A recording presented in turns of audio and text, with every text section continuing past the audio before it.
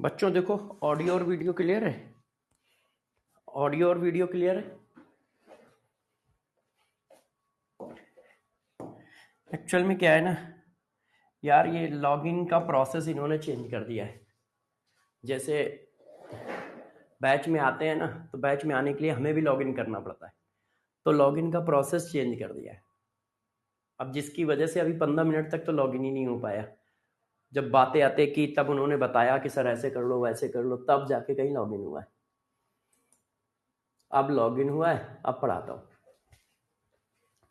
कल आप लोगों की क्लास नहीं हो पाई थी। एक्चुअल में मैं तो तैयार था, मगर पता नहीं क्या हुआ कि कल नेट की प्रॉब्लम थी, नेट आ ही नहीं रहा था।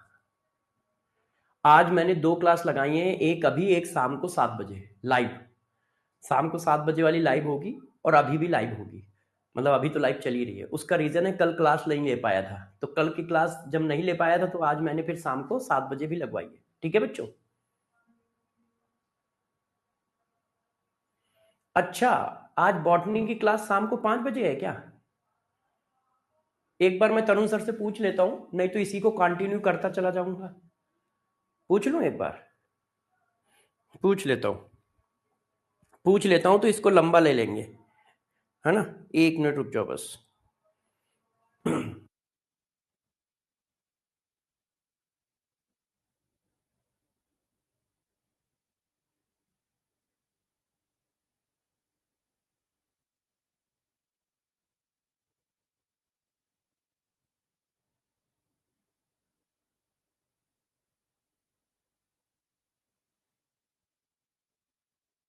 बच्चों, तरुण सर कह रहे हैं कि आज 1:30 से क्लास है जैसे रेगुलर होती है।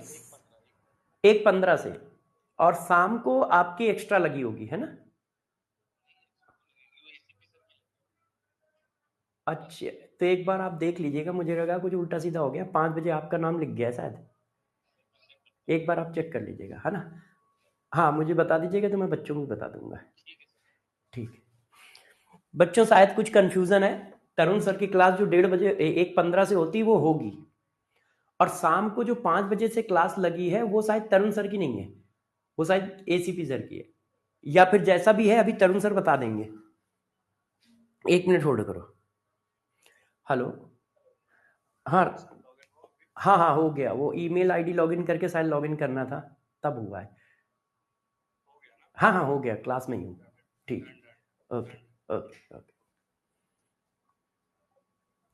हाँ, अभी मेरे पास अभी तरुण सर फोन करेंगे तो मैं आप लोगों को बता दूंगा, है ना। जैसा भी है तब तक हम लोग पढ़ाते। मेरी 7 बजे शाम को है। शाम को 7 बजे मैं लाइव लूंगा और एक अभी लाइव लूंगा, क्योंकि कल मैंने लाइव नहीं ली थी ना, कल टेक्निकल प्रॉब्लम की वजह से। तो आज लूंगा, ठीक है। तो चलो अब पढ़ाते हैं, टाइम को वेस्ट ना करके पढ़ाते हैं। तो सबसे पहले हम लोग क्या करेंगे? सबसे पहले हम लोग करेंगे लास्ट क्लास के कॉन्सेप्ट बूस्टर सीट। तो सारे लोग आ जाओ लास्ट क्लास की कॉन्सेप्ट बूस्टर सीट के लिए। हाँ, सारे लोग तैयार हो जाओ। हाँ हाँ, 7 बजे लूंगा भाई क्लास। बिल्कुल बिल्कुल बेटा। तो चलो कॉन्सेप्ट बूस्टर सीट करते हैं, और कॉन्सेप्ट बूस्टर सीट के बाद हम लोग आज की क्लास स्टार्ट करेंगे, ठीक है। हम्म। तो कॉन्सेप्ट बूस्टर सीट के क्वेश्चन जल्दी से कर लिया जाए। देखो, आपको मैंने कितनी, कम से कम 40 सीटें करा दी हैं विद सॉल्यूशन। विद सॉल्यूशन, एक दो नहीं, 40, कम से कम 40 विद सॉल्यूशन।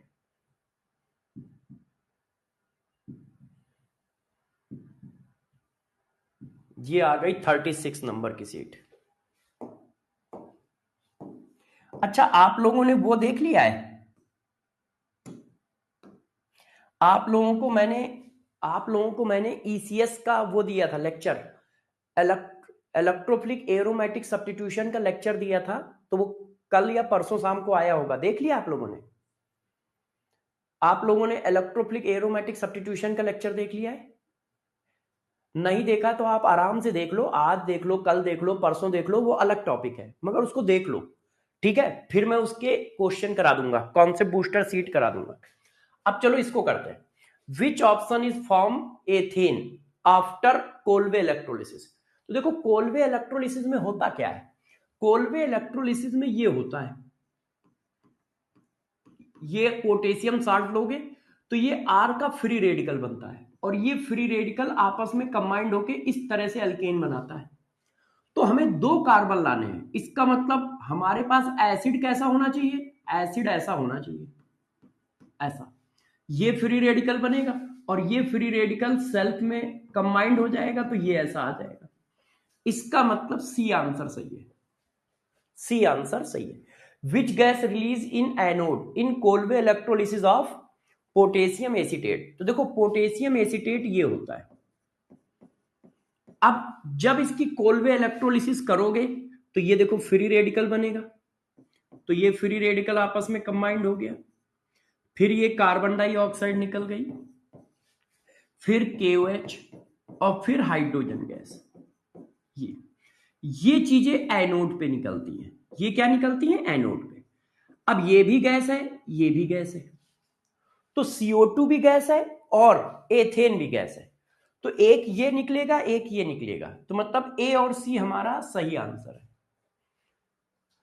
C1 से लेके C4 तक क्या होती हैं, गैस होती हैं। C1 से C4 तक कहां होती हैं, गैस, ठीक है। हाँ, बातें नहीं करो, बातें करोगे तो चैट प्राइवेट कर दूंगा, फिर ऐसे काम नहीं चलेगा, बातें नहीं करो। चलो अब इसको देखो जरा, how many compound form primary alcohol after reduce by PT hydrogen. अब प्राइमरी अल्कोहल कौन बनाएगा, तो देखो मैंने आपको पढ़ाया था, मेटल को है सभी प्यारे।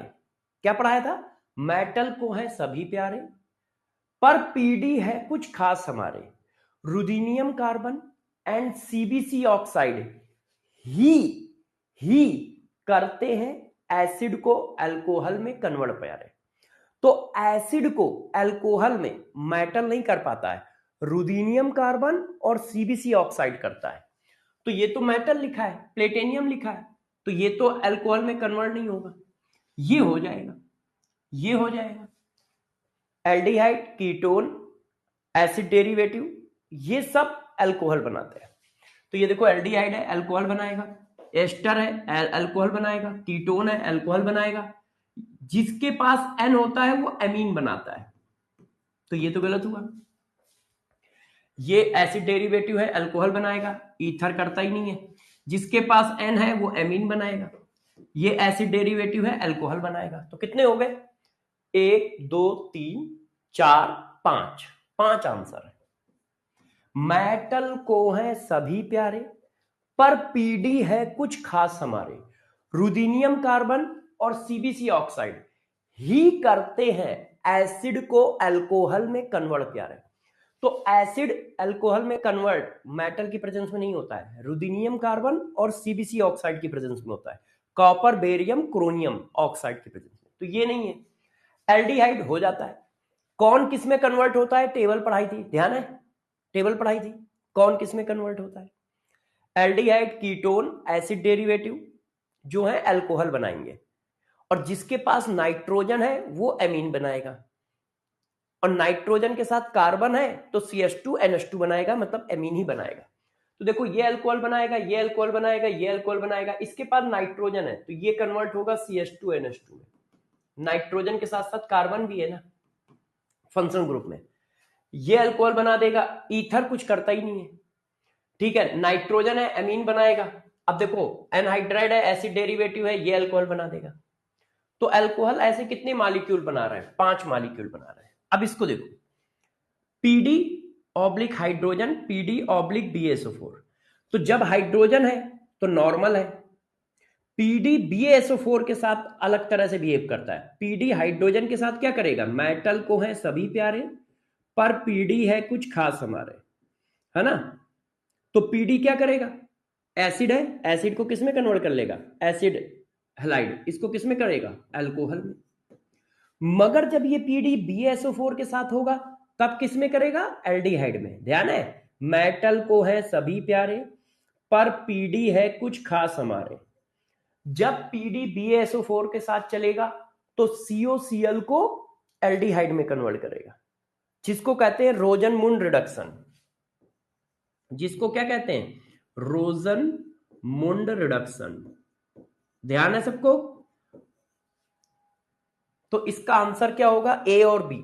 ए क्या होगा, अल्कोहल, बी क्या होगा, एल्डिहाइड, ए सी क्या होगा, तो ये आंसर हुआ। अब आ जाओ, अब देखो यही चीज यहां पे है। पीडी क्या करता है, पीडी हाइड्रोजन के साथ आया है, तो मेटल को है सभी प्यारे, मेटल सबको रिड्यूस कर देता है, तो ट्रिपल बॉन्ड को किसमें कन्वर्ट कर देगा, सिंगल बॉन्ड पे, ऐसे। मगर जब पीडी के साथ चलेगा तो क्या होगा, पर पीडी है कुछ खास हमारे, यदि पीडी BSO4 के साथ चलेगा तो एल्काइन को किसमें कन्वर्ट करेगा, सिस एल्कीन में, याद है, लिंडर्स कैटलिस्ट, और इसको क्या बोलते हैं, लिंडर्स कैटलिस्ट बोलते हैं,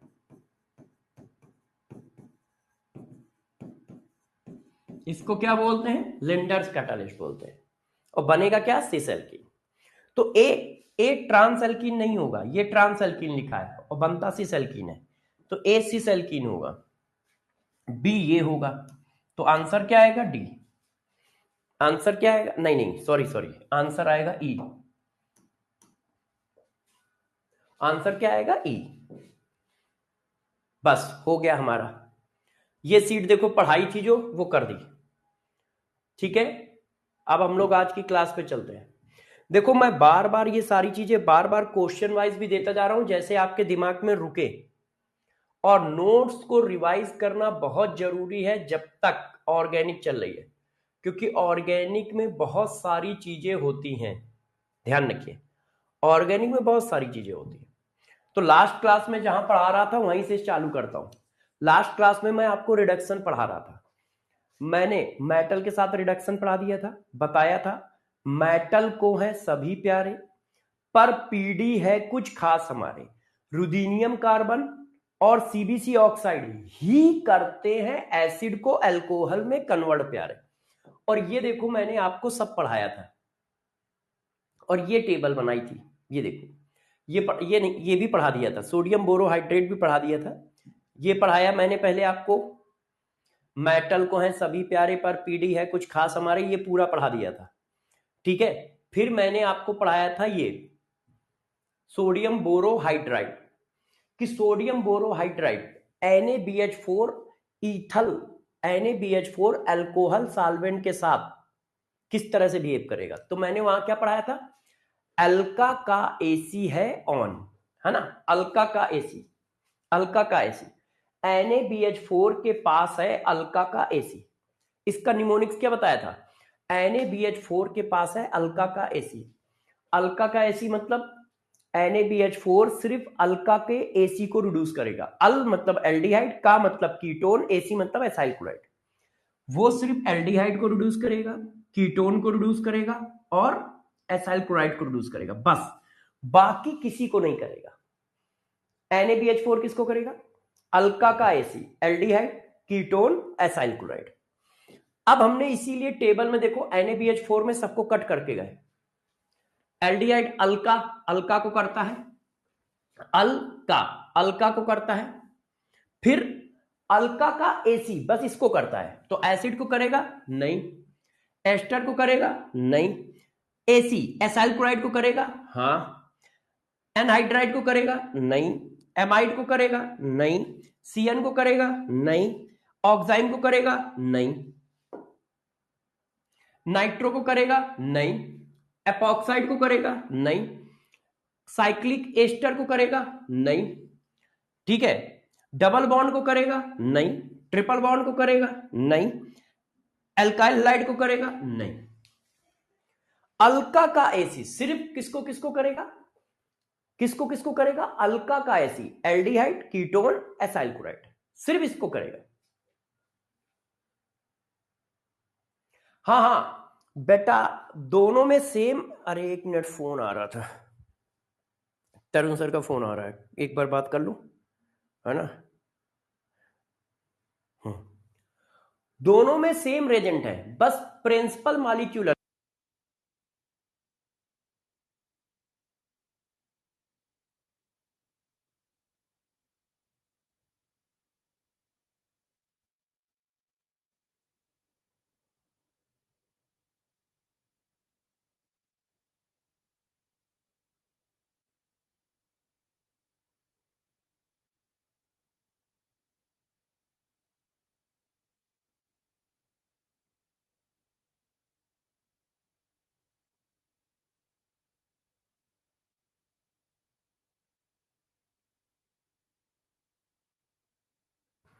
हाँ बच्चों, तरुण सर की क्लास 1:15 से 3:15 है, ठीक है। और वो 5 बजे मेरी क्लास है, जो 7 बजे लग रही थी ना, वो 5 बजे लगेगी।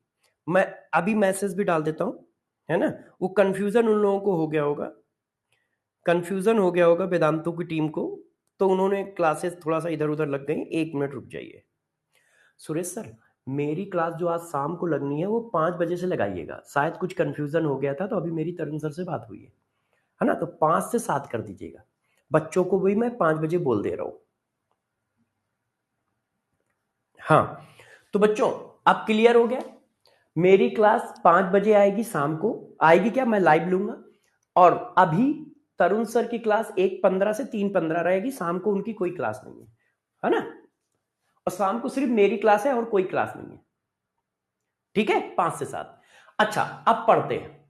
अब देखो बच्चों, इसके बाद B2S6/THF सॉल्वेंट। THF क्या है? साइक्लिक ईथर है। B2S6/THF सॉल्वेंट ये किसको रिड्यूस करेगा, किसको नहीं करेगा? अब हमें यह भी तो ध्यान रखना पड़ेगा। तो देखो, इसको बारे में अब समझो। B2S6 को बोलते हैं डाइबोरेन। B2S6/THF solvent. अब ये किसको करता है बताता हूं। THF होता है टेट्रा हाइड्रो, मैंने अभी आपको लास्ट क्लास में पढ़ाया था, टेट्रा हाइड्रोफ्यूरॉन। ये देखो, ये बच्चों फ्यूरॉन बोला जाता है, इसको फ्यूरॉन बोलते हैं, फ्यूरॉन। अब यदि डबल बॉन्ड को हटा दो और डबल बॉन्ड को हटाकर वहां पे हाइड्रोजन लगा दो, मतलब हाइड्रोजिनेशन कर दिया आपने।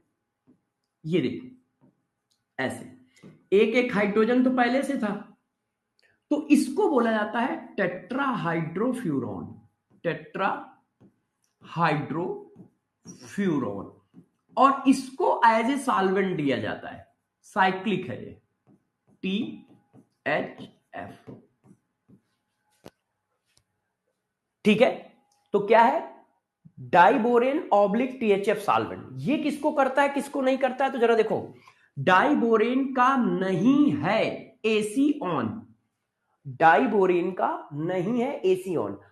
NaBH4 के पास है अल्का का AC, और डाइबोरेन का ऐसी ही ऑन नहीं है, डाइबोरेन का ऐसी ही ऑन नहीं है, डाइबोरेन का नहीं है AC ऑन। नहीं का मतलब क्या होता है? नहीं करता है, नहीं करता है रिड्यूस। नहीं का मतलब क्या है? नहीं करता है रिड्यूस। किसको किसको? AC मतलब एसाइल क्लोराइड, O मतलब ऑक्साइम, N मतलब नाइट्रो। सिर्फ इन 3 को नहीं करता है, बाकी सबको करता है। कौन? डाइबोरेन। देखो, डाइबोरेन का नहीं है AC ऑन। नहीं का सिंबल क्या है? नहीं बताता है कि ये किनको किनको रिड्यूस नहीं करेगा। किसको नहीं करेगा? AC ऑन को। किसको नहीं करेगा? AC on. AC मतलब एसाइल क्लोराइड, O मतलब ऑक्साइम, N मतलब नाइट्रो। इनको छोड़कर वो सबको करेगा, सबको करेगा। इनको छोड़कर डाइबोरेन सबको करेगा, ठीक है। तो किसको किसको नहीं करेगा? AC on. डाइबोरेन का नहीं है AC ऑन, डाइबोरेन का नहीं है AC ऑन, मतलब डाइबोरेन इनको रिड्यूस नहीं करता है। किनको? AC मतलब एसाइल क्लोराइड, O मतलब ऑक्साइम, N मतलब नाइट्रो। बाकी सबको करेगा। एल्डिहाइड को कर देगा, कीटोन को कर देगा, एसिड को कर देगा, एसिड डेरिवेटिव को कर देगा। क्यों? किसको किसको नहीं करेगा? AC on, acyl chloride, oxime, nitro, acyl chloride, oxime, nitro, इनको नहीं करेगा, बाकी सबको कर देगा, बाकी सबको कर देगा। तो देखो, डाइबोरेन का नहीं है AC ऑन, मतलब वो एसाइल क्लोराइड को नहीं करेगा, ऑक्साइम को नहीं करेगा, नाइट्रो को नहीं करेगा। और ये देखो, मैंने आपको यहां पर करके दिखाया है, देखिए B2S6/THF किसको किसको नहीं करता है? AC on, acyl chloride, oxime, nitro. Aldehyde कर देगा, कीटोन को कर देगा, एसिड को कर देगा, एस्टर को कर देगा, एसाइल क्लोराइड को नहीं करेगा। AC हो गया, AC देखो नहीं करेगा, ये देखो क्रॉस लगा है, ये देखिए क्रॉस लगा है। एनहाइड्राइड को कर देगा, एमाइड को कर देगा, CN को कर देगा, ऑक्साइम इसको भी नहीं करेगा। AC AC O oxime, AC on इसको भी नहीं करेगा, ये देखो है। नाइट्रो को नहीं करेगा, AC on, A AC acyl chloride, O मतलब ऑक्साइम, एन मतलब नाइट्रो, नाइट्रो को भी नहीं करेगा। ये देखिए बाकी सबको कर देगा। ये देखो बाकी सब में टिक है। ये देखिए क्लियर, क्लियर हुई बात। ये बाकी सब में टिक है, सबको कर देगा। देख लो आप, बाकी सब में टिक है, सबको कर देगा। क्लियर है। अब इस पर क्वेश्चन आप कहें तो मैं एक आध क्वेश्चन भी दे देता हूं, जैसे आपको थोड़ा सा आइडिया हो जाए। देखो मैं आपको एक आध क्वेश्चन भी दे देता हूं, ध्यान दीजिए। ये मैंने आपको एक क्वेश्चन लिखा, अब आप इसका आंसर बताओगे बस। देखिए बच्चों,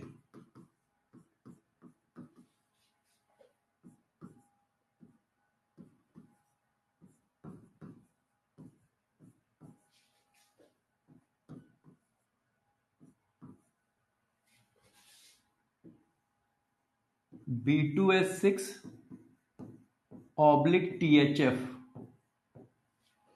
ठीक है। अब आपको आंसर बताना है।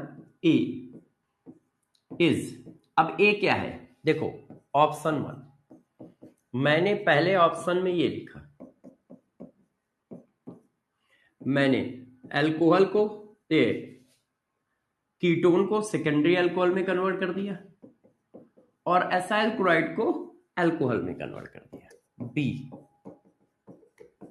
मैंने डबल बॉन्ड को रिड्यूस कर दिया, कीटोन को अल्कोहल में कन्वर्ट कर दिया, मतलब सबको रिड्यूस कर दिया, एसाइल क्लोराइड को भी अल्कोहल में कन्वर्ट कर दिया। सी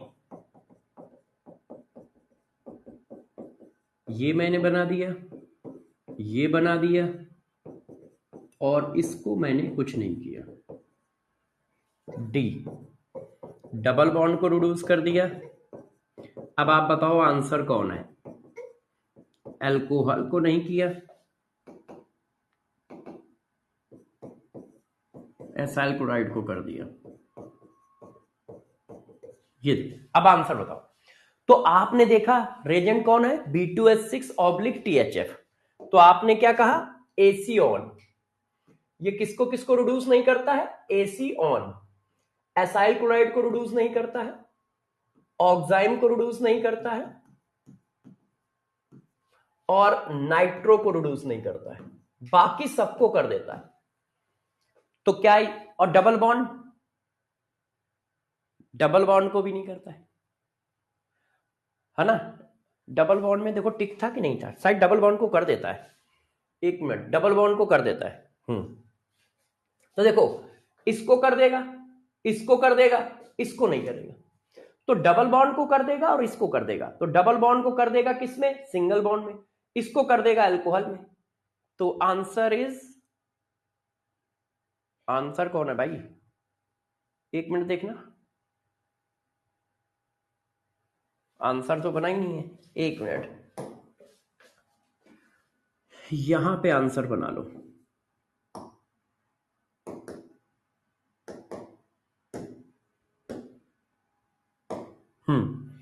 आंसर कौन है, ये देखिए, इसने डबल बॉन्ड को कर दिया, कीटोन को कर दिया और इसको नहीं किया। तो आंसर क्या आ जाएगा, सी। आंसर क्या आ जाएगा, सी। तो ये याद रखना है। अब याद कैसे रखोगे, देखो मैं फिर से एक्सप्लेन कर देता हूं सारा। मेटल को है सभी प्यारे, इसका मतलब मेटल सबको रिड्यूस करता है, पर पीडी है कुछ खास हमारे। जब आप पीडी को BaSO4 के साथ लोगे तो वो थोड़ा अलग बिहेव करता है। कैसा बिहेव करता है, एसाइल क्लोराइड को अल्कोहल में ना कन्वर्ट करके एल्डिहाइड में कन्वर्ट करता है, ट्रिपल बॉन्ड को एल्केन में ना कन्वर्ट करके सिस एल्कीन में कन्वर्ट करता है। एसाइल क्लोराइड को जब एल्डिहाइड में कन्वर्ट करता है तो उसका नाम रखा जाता है रोजनमुंड रिडक्शन, और ट्रिपल बॉन्ड को जब सिस एल्कीन में कन्वर्ट करता है तो उसका नाम रखा जाता है लिंडर्स कैटलिस्ट।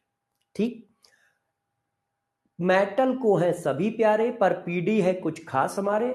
रुदीनियम कार्बन और CbC ऑक्साइड ही करते हैं एसिड को अल्कोहल में कन्वर्ट प्यारे। मेटल एसिड को अल्कोहल में नहीं चेंज करता है। सिर्फ जब रुदीनियम के साथ कार्बन लोगे या CbC ऑक्साइड लोगे, CbC ऑक्साइड का मतलब क्या होता है, कॉपर, बेरियम और क्रोनियम का ऑक्साइड लोगे, तभी एसिड अल्कोहल में कन्वर्ट होगा, नहीं तो नहीं होगा। ये पूरा मेटल पढ़ा दिया, ये पूरा मेटल हो गया। अब हम आए NaBH4 के पास। तो NaBH4 का निमोनिक्स क्या है? NaBH4 के पास है अल्का का AC, मतलब अल मतलब एल्डिहाइड, का मतलब कीटोन, AC मतलब एसाइल क्लोराइड। सिर्फ इनको रिड्यूस करता है, इसके अलावा वो किसी को रिड्यूस नहीं करता है। कौन? NaBH4। अब B2H6 के पास आए तो B2H6 क्या कहता है? B2H6 क्या कहता है? B2H6 कहता है डाइबोरेन के पास नहीं है AC ऑन, डाइबोरेन का नहीं है AC ऑन। तो डाइबोरेन नहीं मतलब नहीं करता है रिड्यूस, किसको? AC on. Acyl chloride, oxime, nitro को रिड्यूस नहीं करता है, बाकी सबको करता है, बाकी सबको करता है। अब आ जाओ last and final. Last and final हमारा कौन सा है? Lithium aluminium hydrate. अब देखो लिथियम एल्युमिनियम हाइड्रेट क्या करता है? लिथियम एल्युमिनियम हाइड्रेट जो होता है बच्चों, वो LiAlH4 ऑब्लिक ईथर, इसको LaH भी कहते हैं। अब देखो 1 मोल लिथियम एल्युमिनियम हाइड्रेट 4 मोल एल्डिहाइड कीटोन को रिड्यूस करता है। कैसे करता है? ऐसे करता है, इस तरह से H निकलते हैं और रिड्यूस कर देते हैं। ये देखो, ये देखो, ये निकला, इसका H निगेटिव इसको मिला और ऐसे रिड्यूस कर दिया। तो 4H है तो 4 CO ग्रुप रिड्यूस होंगे, इसीलिए 1 मोल लिथियम एल्युमिनियम हाइड्रेट 4 मोल एल्डिहाइड कीटोन को रिड्यूस करता है। ये पॉइंट याद रखो। अब ये करता क्या है? सभी को रिड्यूस करता है एक्सेप्ट डबल बॉन्ड और triple bond. Lithium aluminium hydrate सबको रिड्यूस कर देता है, बस डबल बॉन्ड और ट्रिपल बॉन्ड को नहीं करता है।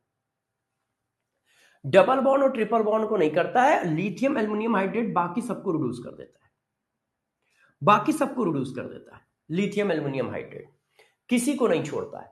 तो lithium aluminium hydrate oblique ether solvent, lithium aluminium hydrate oblique ether solvent क्या करता है? सबको रिड्यूस करता है, सबको करता है, बिल्कुल मेटल की तरह है। मेटल को है सभी प्यारे, लिथियम एल्युमिनियम हाइड्रेट को भी सभी प्यारे हैं। लिथियम एल्युमिनियम हाइड्रेट को भी क्या है? सभी प्यारे हैं। तो आप इसका निमोनिक्स बनाना चाहे तो ये बना सकते हैं, लिथियम एल्युमिनियम हाइड्रेट को भी, लिथियम एल्युमिनियम हाइड्रेट को भी ना लिखो, लिथियम एल्युमिनियम हाइड्रेट को है सभी प्यारे, को है सभी प्यारे, सभी प्यारे, एक्सेप्ट किसको किसको छोड़कर? मल्टीपल बॉन्ड, मतलब ट्रिपल बॉन्ड और डबल बॉन्ड को छोड़कर, बाकी सबको रिड्यूस कर देता है। किसमें? जो टेबल में बताया है। एल्डिहाइड को प्राइमरी अल्कोहल, कीटोन को सेकेंडरी अल्कोहल, एसिड को प्राइमरी अल्कोहल, एसिड डेरिवेटिव को प्राइमरी अल्कोहल, है ना। जिसके पास नाइट्रोजन है उसको एमीन में, जिसके फंक्शनल ग्रुप में नाइट्रोजन और कार्बन दोनों है उसको CH2NH2 में। सबको कर देता है, किसी को नहीं छोड़ता है। कौन? Lithium aluminium hydrate. ये देखो टेबल पे आ जाओ, देखिए एल्डिहाइड, देखो एल्डिहाइड को कर देगा, कीटोन को कर देगा, एसिड को कर देगा, एस्टर को कर देगा, एसाइल क्लोराइड को कर देगा, एनाइट्राइड को कर देगा, एमाइड को कर देगा, CN को कर देगा, ठीक है, ऑक्साइन को कर देगा, नाइट्रो को कर देगा, देखो एपॉक्साइड को कर देगा, साइक्लिक एस्टर को कर देगा, डबल बॉन्ड को नहीं करेगा, ट्रिपल बॉन्ड को नहीं करेगा, है। तो लिथियम एल्युमिनियम हाइड्रेट जो होता है सबको कर देता है। अब आपको देखो इनके क्वेश्चन कुछ करके दिखाते हैं। देखो आप ये मत देखिएगा कि ये क्वेश्चन जेई में आया है, किस में आया है। क्वेश्चन आते कैसे हैं वो दिखाता हूं, पढ़ो। The major product of the following reaction is, 2019 mains का क्वेश्चन है 9 अप्रैल के पेपर का। अब लिथियम एल्युमिनियम हाइड्रेट हम लोगों ने क्या पढ़ाया है? सबको कर देता है। लिथियम एल्युमिनियम हाइड्रेट को क्या है? सभी प्यारे हैं except multiple bond. Lithium aluminium hydrate को क्या है? सभी प्यारे हैं एक्सेप्ट मल्टीपल बॉन्ड। तो लिथियम एल्युमिनियम हाइड्रेट किसको करेगा, किसको नहीं करेगा? तो ये फंक्शनल ग्रुप कौन है? एस्टर। ये फंक्शनल ग्रुप कौन है? एस्टर। तो वो डबल बॉन्ड को नहीं करेगा, एस्टर को कर देगा। और किस में करता है? अल्कोहल में। अब देखो ये वाला पार्ट अल्कोहल बनाएगा, प्राइमरी अल्कोहल, प्लस ये वाला पार्ट प्राइमरी अल्कोहल बनाएगा। दो अल्कोहल बनते हैं, चेक करो, चेक करो टेबल पे।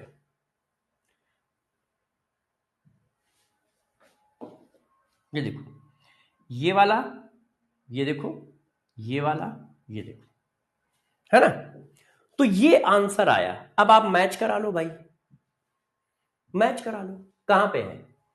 डबल बॉन्ड को नहीं कर रहा है CH3CH, देख लीजिए, इसमें डबल बॉन्ड भी हो गया, एस्टर को नहीं हो रहा है, ये गलत है। इसमें कार्बन नंबर गलत है, 1 2 3 4, अच्छा इसमें डबल बॉन्ड को भी कर दिया, इसमें डबल बॉन्ड को गलत। तो आंसर क्या है? ए।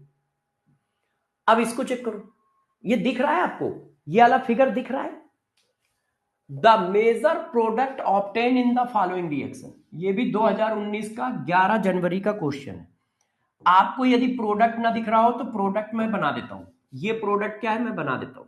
देखो ये कैसे बना है, हो सकता है कट लगा है तो वो दिख ना रहा हो, नहीं दिख रहा है तो मैं बना देता हूं, डरिएगा नहीं। बस ये NO2 है, ये उन्होंने ऐसे बना रखा है, ये इन्होंने डबल बॉन्ड बना रखा है, और ये इन्होंने कीटोन बना रखा है ऐसे। अब वो एक्सेस में लिथियम एल्युमिनियम हाइड्रेट डालना है, एक्सेस में lithium aluminium hydrate in excess. अब वो पूछ रहे हैं कि बताओ आंसर क्या आएगा, 4 ऑप्शन दिए।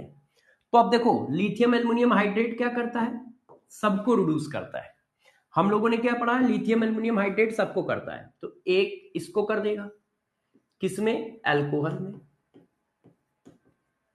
डबल बॉन्ड को नहीं करेगा, इसको कर देगा, किसमें? सेकेंडरी अल्कोहल में। इसको कर देगा, नाइट्रोजन है तो किसमें? एमीन में। अब ऐसा प्रोडक्ट देख लो कि ऐसा प्रोडक्ट कहां है, तो देखो ये वाला है, इसमें देखो नाइट्रोजन को नहीं किया है इसलिए आंसर नहीं है, इसमें भी नाइट्रोजन को नहीं किया है इसलिए आंसर नहीं है। अब देखो इसमें नाइट्रोजन को कर दिया है एमीन में, कर दिया है, इसको अल्कोहल में कर दिया है, और इसको भी अल्कोहल में कर दिया है। ये देखो ऐसे डबल बॉन्ड को नहीं किया है, आंसर ये। अब इसमें क्या है, डबल बॉन्ड को भी कर दिया है, इसमें क्या है, डबल बॉन्ड को भी कर दिया है, तो आंसर क्या है? बी। अब ये जेई में क्वेश्चन आ रहे हैं, ऐसे ही क्वेश्चन आपके पास भी आ जाएंगे। देखो इसको करो, रेजेंट क्या लिखा है? NaBH4, रेजेंट लिखा है NaBH4 methanol solvent, alcohol solvent लिया है, अल्कोहल सॉल्वेंट में मेथेनॉल सॉल्वेंट लिया है। ये देखो, अब NaBH4 का क्या है, NaBH4 के पास है अल्का का AC, मतलब वो एल्डिहाइड को करेगा, कीटोन को करेगा, और एसाइल क्लोराइड को करेगा, बस, और किसी को नहीं करेगा। तो ये एस्टर है, इसको तो करेगा नहीं, कीटोन को कर देगा बस, और एल्डिहाइड, कीटोन और एसाइल क्लोराइड को करेगा। तो देखो इसमें एस्टर का भी रिडक्शन हो गया है, तो ये पॉसिबल नहीं है। इसमें एस्टर का रिडक्शन होकर एल्डिहाइड बनाया गया है, ये भी पॉसिबल नहीं है। इसमें देखो एस्टर का रिडक्शन नहीं हुआ है, सिर्फ कीटोन का रिडक्शन हुआ है अल्कोहल में, और डबल बॉन्ड का भी नहीं हुआ है। इसमें देखो एस्टर का रिडक्शन कर दिया है और डबल बॉन्ड का भी कर दिया है, तो आंसर क्या है? बी। आंसर क्या है? बी।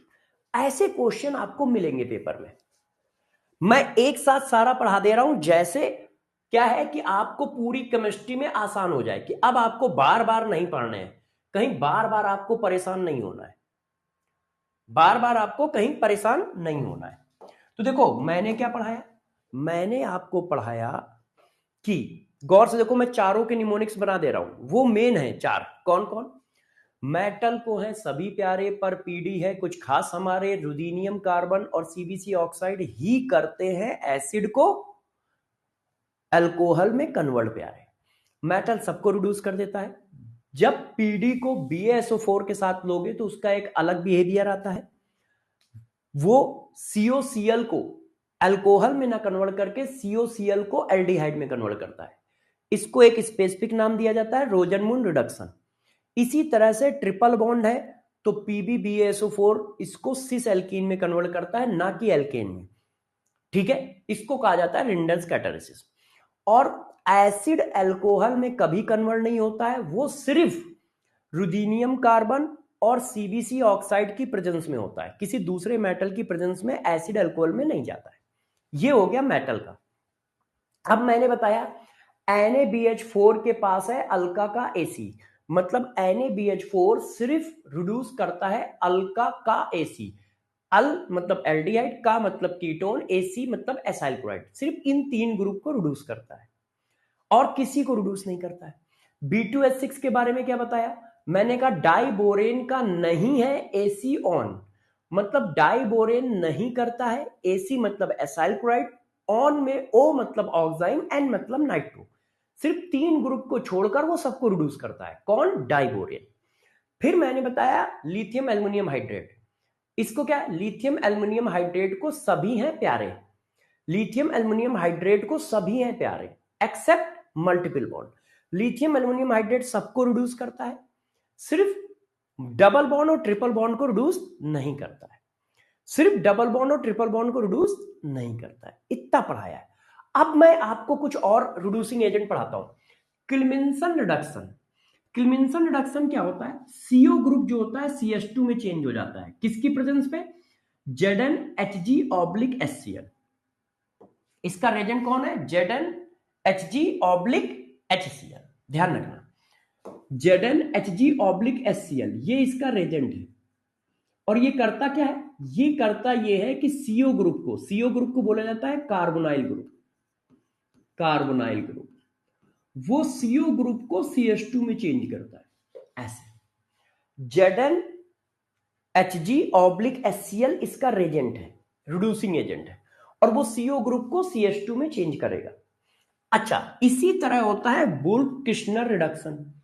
ये भी कार्बोनाइल ग्रुप को चेंज करता है, ये भी कार्बोनाइल ग्रुप को चेंज करता है CH2 में। इसका रेजेंट होता है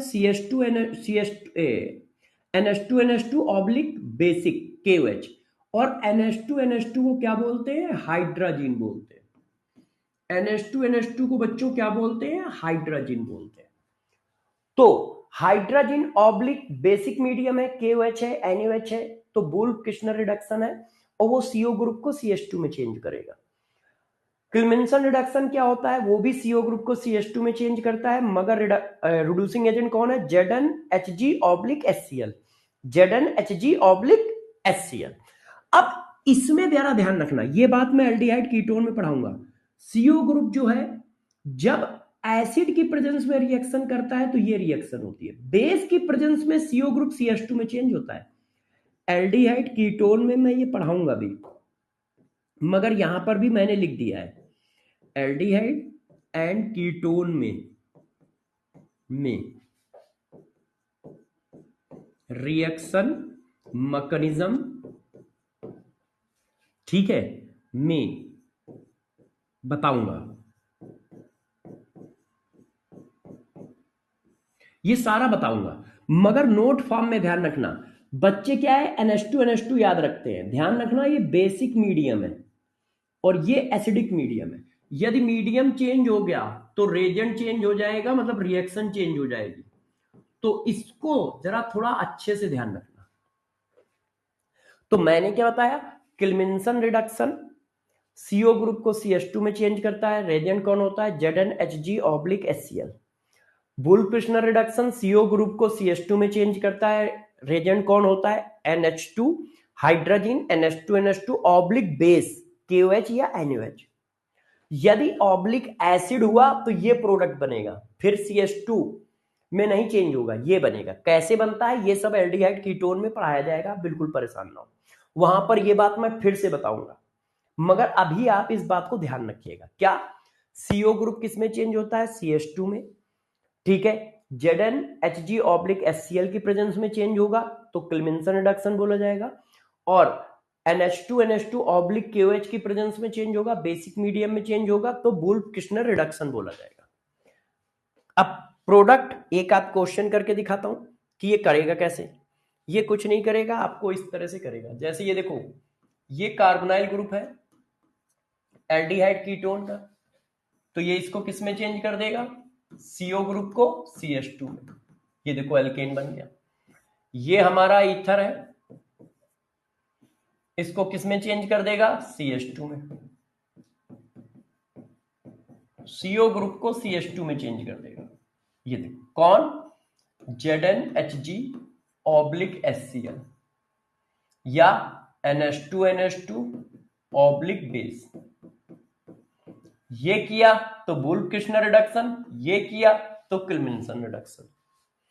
अब इन दोनों की एक खास बात बताता हूं, इन दोनों की एक खास बात, नोट नोट गौर सुनिएगा, नोट क्या है। क्लेमेंसन रिडक्शन जो होता है, क्लेमेंसन रिडक्शन जो होता है,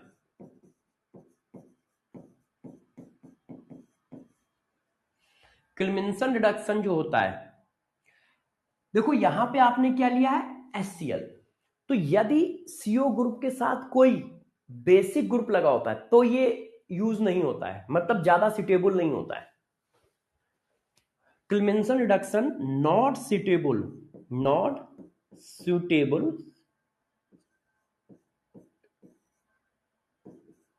एक minute,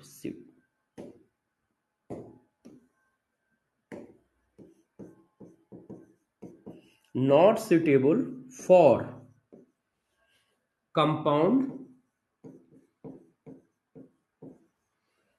which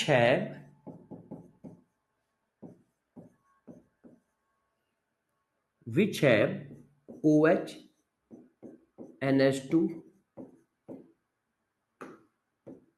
OR with CO group. इसको कहते हैं बेसिक ग्रुप। अब देखो बताता हूं, यदि CO ग्रुप के साथ साथ उस मॉलिक्यूल में OH लगा है, NH2 लगा है, OR लगा है, तो उसके लिए क्लेमेंसन रिडक्शन ज्यादा सुटेबल नहीं है। क्यों नहीं है, क्योंकि यहां पे एसिड है और अल्कोहल, एमीन, ईथर ये एसिड बेस रिएक्शन कर लेते हैं। क्यों, ऑक्सीजन के पास लोन पेयर है, ऑक्सीजन के पास लोन पेयर है तो ये बेस की तरह बिहेव करते हैं, और HCl डाला है तो प्रोटॉन गेन कर लेते हैं, तो बाई प्रोडक्ट बनने लगते हैं, बाई प्रोडक्ट बनने लगते हैं। फॉर एग्जाम्पल जैसे देखो इसके लिए ज्यादा सुटेबल नहीं है, गौर से देखिए, ये देखो, जैसे देखो सब लोग समझना, ये है, अब आपने यहां पे क्या कर रखा है, अल्कोहल लगा रखा है, ये देखो, तो अब ये ज्यादा सुटेबल नहीं है। क्यों, क्योंकि इसके पास OH है, तो यहां पे वो क्या करेगा, हमें सिर्फ कराना है CO ग्रुप को CH2 में कन्वर्ट, मगर वो इसके साथ भी रिएक्शन करेगा, तो बाई प्रोडक्ट बनने लगेंगे। हम सिर्फ ये कराना चाहते हैं कि CO ग्रुप CH2 में चेंज हो जाए, मगर साथ में इसके साथ भी रिएक्शन होगी। क्यों, एसिड है तो इसको प्रोटॉन मिलेगा, वाटर निकाल देगा, वाटर निकाल देगा। तो Clemmensen reduction is not suitable for compound which have OH, NH2, OR basic group. और ऐसा क्यों, क्योंकि वो एसिड बेस रिएक्शन कर लेते हैं, एसिड बेस रिएक्शन कर लेते हैं। मैं आपको थोड़ा सा एग्जांपल करके दिखाता हूं, हम लोग इसको करते भी हैं, है ना, जैसे आप इस बात को समझ पाए। देखिए आंसर बताइए, क्लेमेंसन रिडक्शन, ये देखो CO ग्रुप किस में चेंज हो जाएगा, CH2 में। CO ग्रुप किस में चेंज हो जाएगा, CH2 में। इसमें तो कुछ है नहीं, ये देखो CO ग्रुप CH2 में चेंज हो गया, ये वाला ग्रुप ये देखो चेंज हो गया, ठीक है। अब इसको करो, अब देखो बेसिक मीडियम है तो CO ग्रुप किस में चेंज हो जाएगा, CH2 में, वुल्फ-किर्शनर रिडक्शन। बेसिक मीडियम है, CO ग्रुप किस में चेंज हो जाएगा, CH2 में। अब ये वुल्फ-किर्शनर रिडक्शन है, CO ग्रुप किस में चेंज हो जाएगा, CH2 में। अब CO ग्रुप किस में चेंज हो जाएगा? CH2 में। हाँ, जो क्वेश्चन कराना चाह रहा हूं वो वाला कहाँ है? नहीं है तो फिर मैं लिखता हूं बच्चों, है ना। ये देखो, CO ग्रुप CH2 में चेंज हो गया। हाँ यार, क्वेश्चन ही नहीं है, मैं करा देता हूं। देखो, अब इस क्वेश्चन को देखो बच्चों, इस क्वेश्चन को देखो। अब इस क्वेश्चन में दिक्कत क्या आएगी? ये देखो बच्चों, कीटोन है और ये मैंने लगाया ऐसे। अब मैंने इसमें डाल दिया ZnHg/HCl। तो देखो, ये एसिड है, तो एसिड होने की वजह से हम चाहते थे कि CO ग्रुप CH2 में चेंज हो और कुछ ना हो। हम ये चाहते थे कि बस CO ग्रुप CH2 में चेंज हो जाए और कुछ ना हो। मगर होगा क्या? इसको प्रोटॉन मिल जाएगा ऐसे। अब प्रोटॉन मिल जाएगा तो ये क्या करेगा? वाटर निकाल देगा ऐसे, कार्बोकैटायन बना लेगा। अब कार्बोकैटायन अपने में एलिमिनेशन करेगा। कार्बोकैटायन की एक और प्रॉपर्टी होती है, अभी फ्यूचर में पढ़ाऊंगा। तो ये देखो, अब हमारा एम ये था कि सिर्फ CO ग्रुप CH2 में चेंज हो जाए, मगर यहां प्रोडक्ट क्या बनना है? ये CO ग्रुप हट गया और हम क्या चाहते थे कि सिर्फ ये वाला CO ग्रुप CH2 में चेंज हो जाए, मगर ऐसा नहीं हो पाया। क्यों? क्योंकि इस तरह के ग्रुप लगे और ये एसिड बेस रिएक्शन हो जाएगी। इस वजह से इस जगह पे ये सिटेबल रेजेंट नहीं है। इसके लिए सिटेबल कौन है? इसके लिए ज्यादा सिटेबल ये है। क्यों? क्योंकि यहां पर एसिड बेस रिएक्शन नहीं हो पाएगी, वुल्फ-किर्शनर ज्यादा सिटेबल है। ये देखो, अब बेस बेस से रिएक्शन थोड़ी करता है, तो अब क्या है? अब आपका प्रोडक्ट वही आएगा जो आप चाहते हो। आप चाहते थे कि सिर्फ CO ग्रुप CH2 में चेंज हो, तो CO ग्रुप CH2 में चेंज हो गया। ये देखो, तो सिटेबल कौन है? ये सिटेबल है।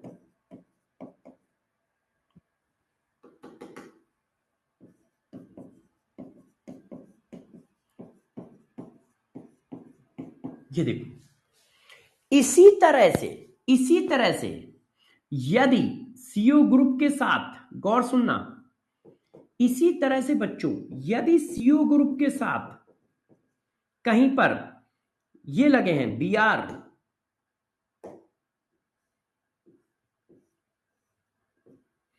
ये देखो, तो फिर वुल्फ-किर्शनर रिडक्शन सिटेबल नहीं है। ये सिटेबल नहीं है। क्यों? क्योंकि ये न्यूक्लियोफाइल की तरह बिहेव करने लगेगा। O निगेटिव है ना, नॉट सिटेबल।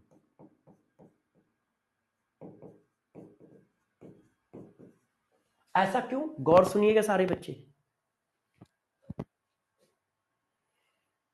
ये उज्जवल, ये सिर्फ CO ग्रुप को रिड्यूस करते हैं CH2 में, और किसी को नहीं करते। मतलब ये सिर्फ एल्डिहाइड कीटोन को करते हैं। अभी मैं लिख भी दूंगा। देखो, अब ये इसके लिए नॉट सिटेबल है। क्यों? ये Br लगा है, ये इसको रिप्लेस कर देगा न्यूक्लियोफिलिक सब्स्टिट्यूशन करके, SN रिएक्शन करके। तो हम तो चाहते थे कि ये रिड्यूस हो, मगर इसके साथ साथ में ये भी हट रहा होगा और इसकी जगह OH आ रहा होगा।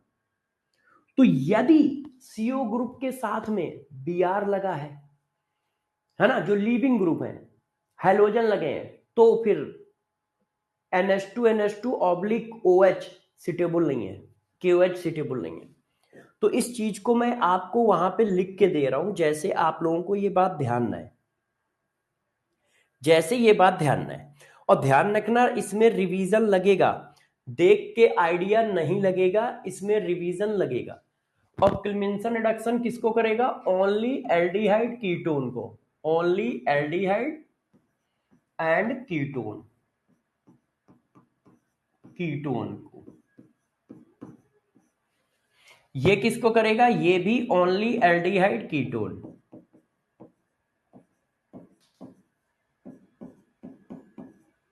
कीटोन को, और किसी को नहीं।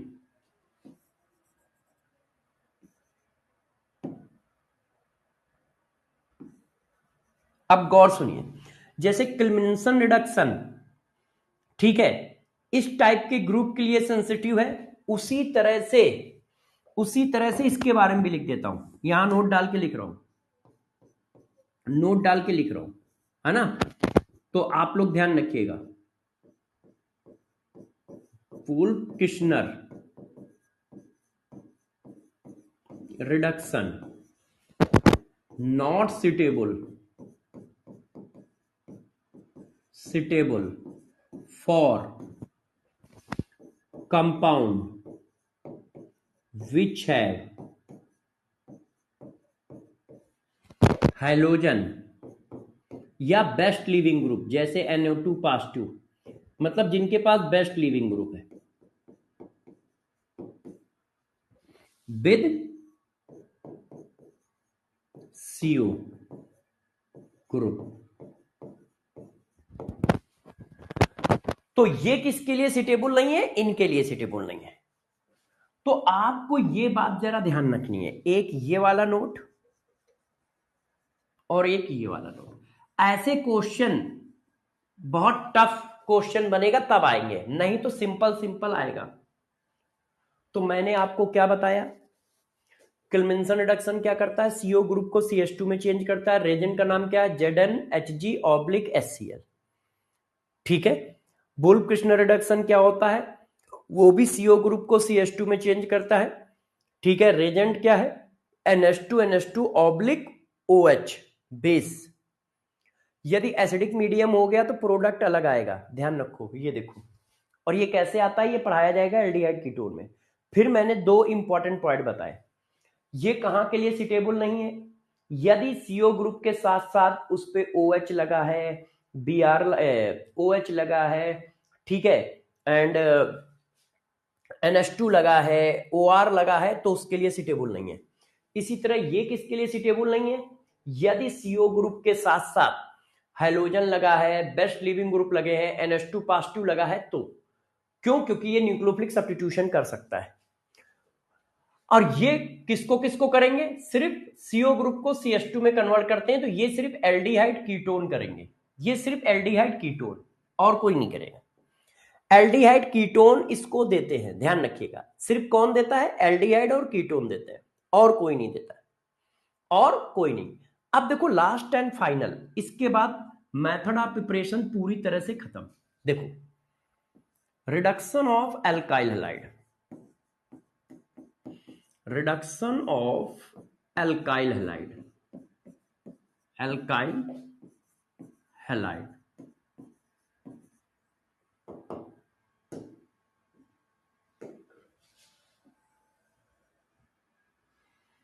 Reduction of alkyl halide.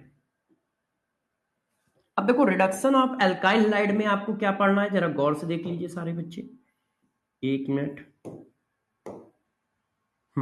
देखो, एल्काइल हैलाइड ये होता है, इसको हम लोग क्या बोलते हैं बच्चों? एल्काइल हैलाइड बोलते हैं। इसको क्या बोलते हो आप? एल्काइल हैलाइड, RX, है ना। अब जरा गौर से देखो, एक रेजेंट होता है red phosphorus plus HI, red phosphorus plus HI, ये रेजेंट है। ये क्या है? रेजेंट। एक रेजेंट और है, उसको जरा देखो, Zn/HCl, Zn/HCl, ये देखो Zn/HCl। ठीक है, एक रेजेंट आपका ये है, एक रेजेंट आपका ये है, एक रेजेंट आपका और है NaBH4/THF, जो अभी मैं पीछे पढ़ा चुका हूं, ये भी कर देगा NaBH4/THF। ये पुअर करता है मगर कर देता है, ये पुअर रेजेंट है, पुअर रेजेंट है, पुअर रेजेंट है। ये देखो, ये क्या करेंगे? ये काम ये करेंगे कि जो आपका एल्काइल हैलाइड है उसको एल्केन में कन्वर्ट कर देंगे। ऐसे एल्काइल हैलाइड को किस में कन्वर्ट कर देंगे? एल्केन में। ये देखिए, तो एल्काइल हैलाइड के रिडक्शन में हम किसको यूज करेंगे? Red phosphorus plus HI। ये इंपॉर्टेंट नहीं है, अनइंपॉर्टेंट है, बहुत कम पूछा जाता है, मतलब पूछा ही नहीं गया है। ठीक है, तो इसको उसी तरह से ध्यान रखिएगा। ठीक है, नॉट इंपॉर्टेंट, ये इंपॉर्टेंट नहीं है। तो रेड फास्फोरस HI क्या करता है, एल्काइल हैलाइड को एल्केन में कन्वर्ट करता है। होता क्या है, होता सिर्फ इतना सा काम है, ये देखो ये रिप्लेस हो गया इससे, ऐसे। अब इसके 2-4 एग्जांपल दे देता हूं। तो देखो जैसे मैंने ये कर दिया, इधर ध्यान दीजिए सब लोग। अब मैंने लगा दिया रेड फास्फोरस ऑब्लिक HI, तो बस Br की जगह क्या कर दोगे, Br की जगह क्या कर दोगे, H कर दोगे। ये देखो इसी तरह मान लो मैंने ये कर दिया, लगा दिया Zn ऑब्लिक HCl, तो बस इसकी जगह भी यही कर दिया। ये देखो इस तरह से हमने एल्केन बना दिए।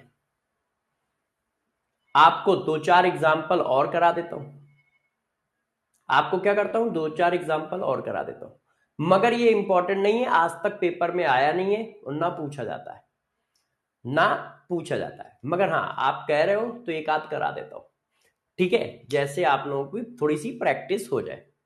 ये देखिए Zn ऑब्लिक HCl, HCl की जगह दूसरा एसिड लिया है, बात वही है। तो क्या बना, बस Br हटाओगे H लगा दोगे, क्या करोगे Cl हटाओगे H लगा दोगे।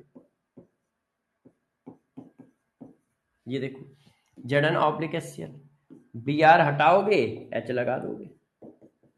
ये देखो ठीक है, कर लोगे। ये देखिए अब इसको कर लो, रेड फास्फोरस HI हटाओगे H लगा दोगे,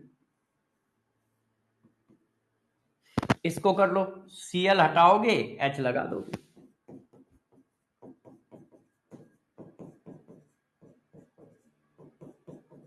ये देखो जो पेपर में पूछे जाते हैं वो कौन कौन है, B2S6 oblique THF, lithium aluminium hydrate oblique ether solvent, NaBH4 oblique alcohol solvent और मेटल का, ये 4 फ्रीक्वेंटली पूछे जाते हैं। और बाकी क्या है, कुछ स्पेशल रिडक्शन है जिनको आप नेम रिएक्शन के फॉर्म में जानते हो, Rosenmund reduction, Clemmensen reduction, Wolff Kishner reduction, Lindlar's catalyst, ये अलग टाइप के हैं, ये सिंगल सिंगल स्टेप के हैं तो उनको बता दिया। ये सब तो रेयर है, ये पूछे भी नहीं जाते हैं। ठीक है, अब मैंने सारा रिडक्शन आपको पढ़ा दिया है, अब मैंने क्या किया, सारा रिडक्शन आपको पढ़ा दिया है। अब मैं आ जाता हूं फिजिकल प्रॉपर्टी पे। अब मैं किस पे आ रहा हूं बच्चों, फिजिकल प्रॉपर्टी। समझ गए हो, कर लोगे। ये देखो मैंने क्वेश्चन भी करा दिए। अब आ जाओ फिजिकल प्रॉपर्टी पे, फिर इसके बाद स्टार्ट करेंगे केमिकल प्रॉपर्टी। तो जरा सब लोग फिजिकल प्रॉपर्टी हेडिंग डालो, फिजिकल प्रॉपर्टी हेडिंग डालो।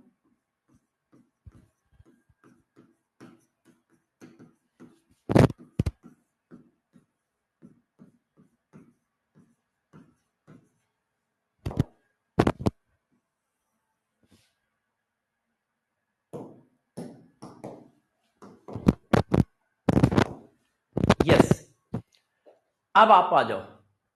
हाँ वॉइस क्रैक हो रही है, अच्छा।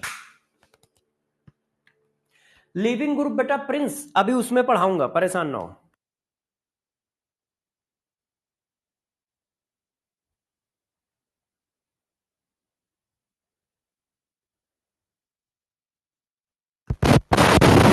अभी उसमें पढ़ाऊंगा SN2 रिएक्शन में, है ना, एराइल लाइट एल्काइल लाइट, इसके बाद वही चैप्टर है, पूरा हाइड्रोकार्बन खत्म हो जाएगा तो वही चैप्टर है। लिखने दो सर, अच्छा लिख लो, वो टेबल बना लीजिएगा, वैसे मैंने बना के दिया आपको बहुत अच्छे से, है ना, आप लिख लो, उसमें कोई दिक्कत नहीं। ये वाला पार्ट पढ़ाया है, इसको लिख लो, लिख लीजिए,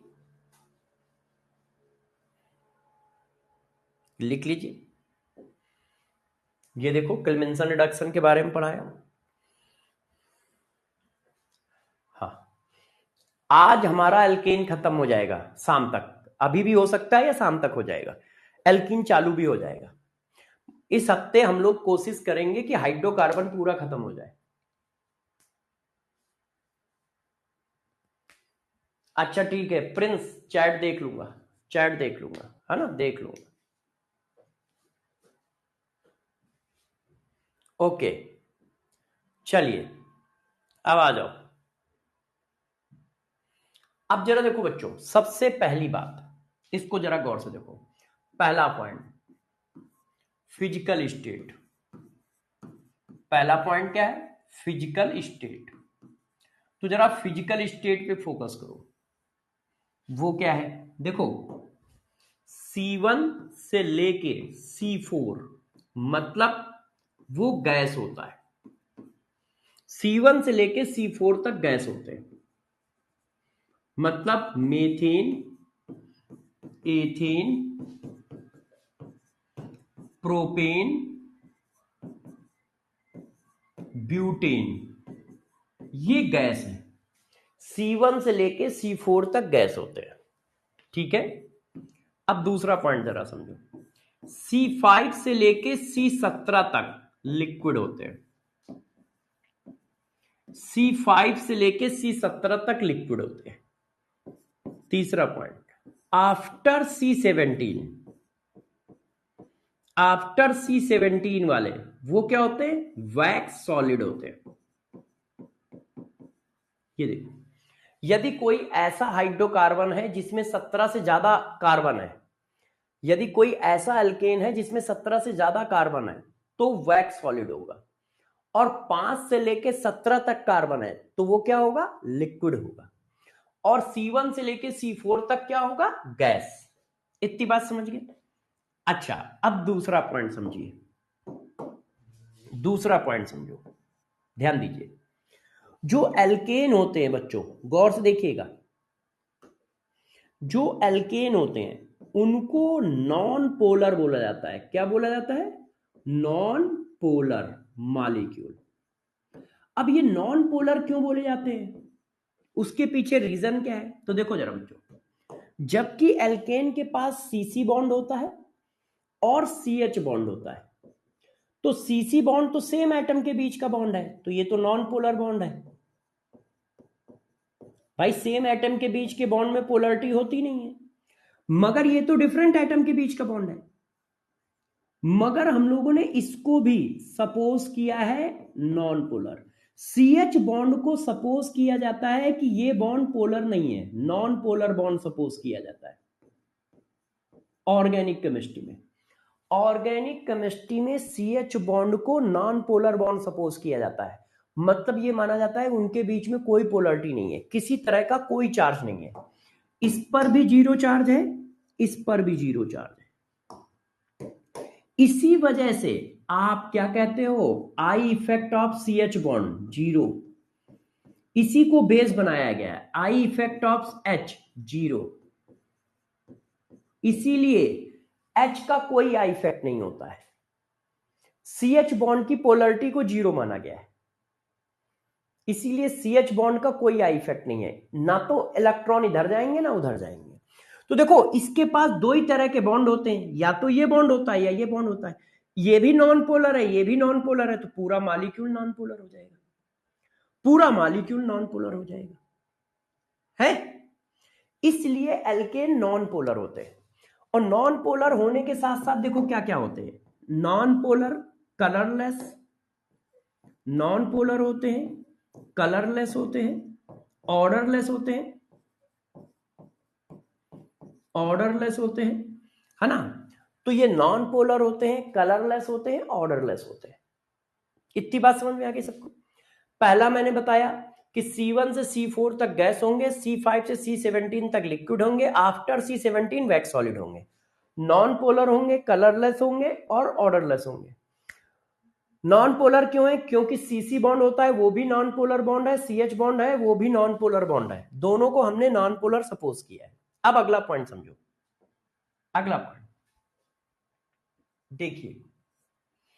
अब इनके बॉइलिंग पॉइंट की बात आती है कि इनका भाई बॉइलिंग पॉइंट क्या होगा और इनका मेल्टिंग पॉइंट क्या होगा। तो जरा बॉइलिंग पॉइंट के बारे में समझिएगा अच्छे से कि क्या होगा। देखिए एल्केन के पास जो होता है, एल्केन है वंडरवाल फोर्सेस।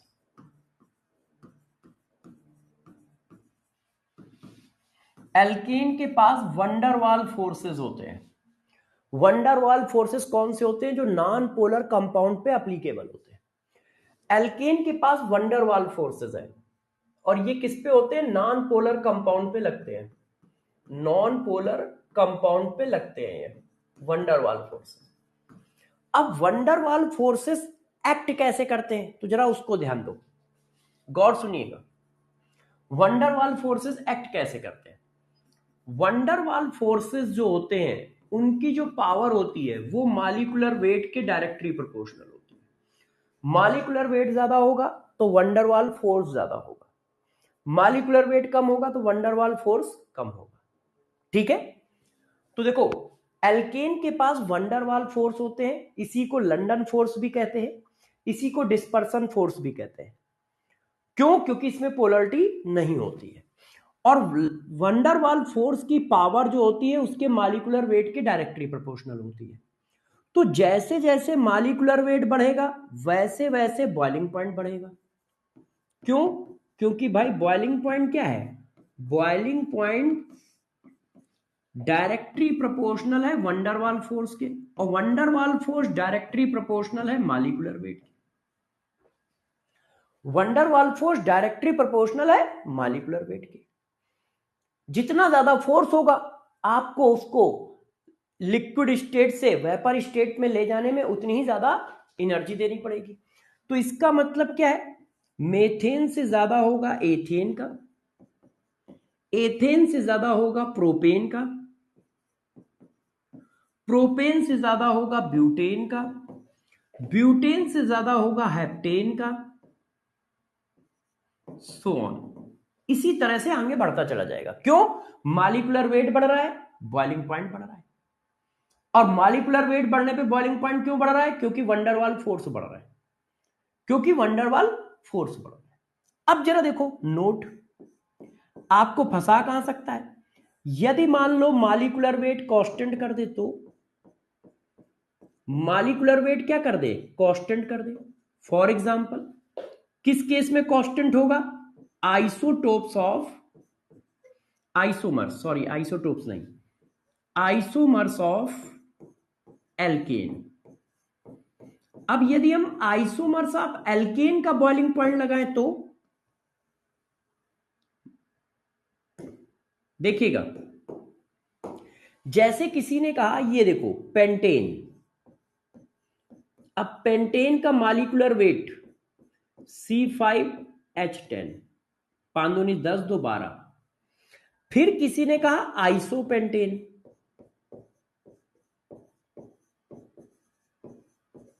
आइसोपेंटेन का भी मॉलिक्यूलर वेट यही होगा मगर फिगर अलग होगा। पेंटेन का फिगर ये होता है, आइसोपेंटेन का फिगर ये होता है।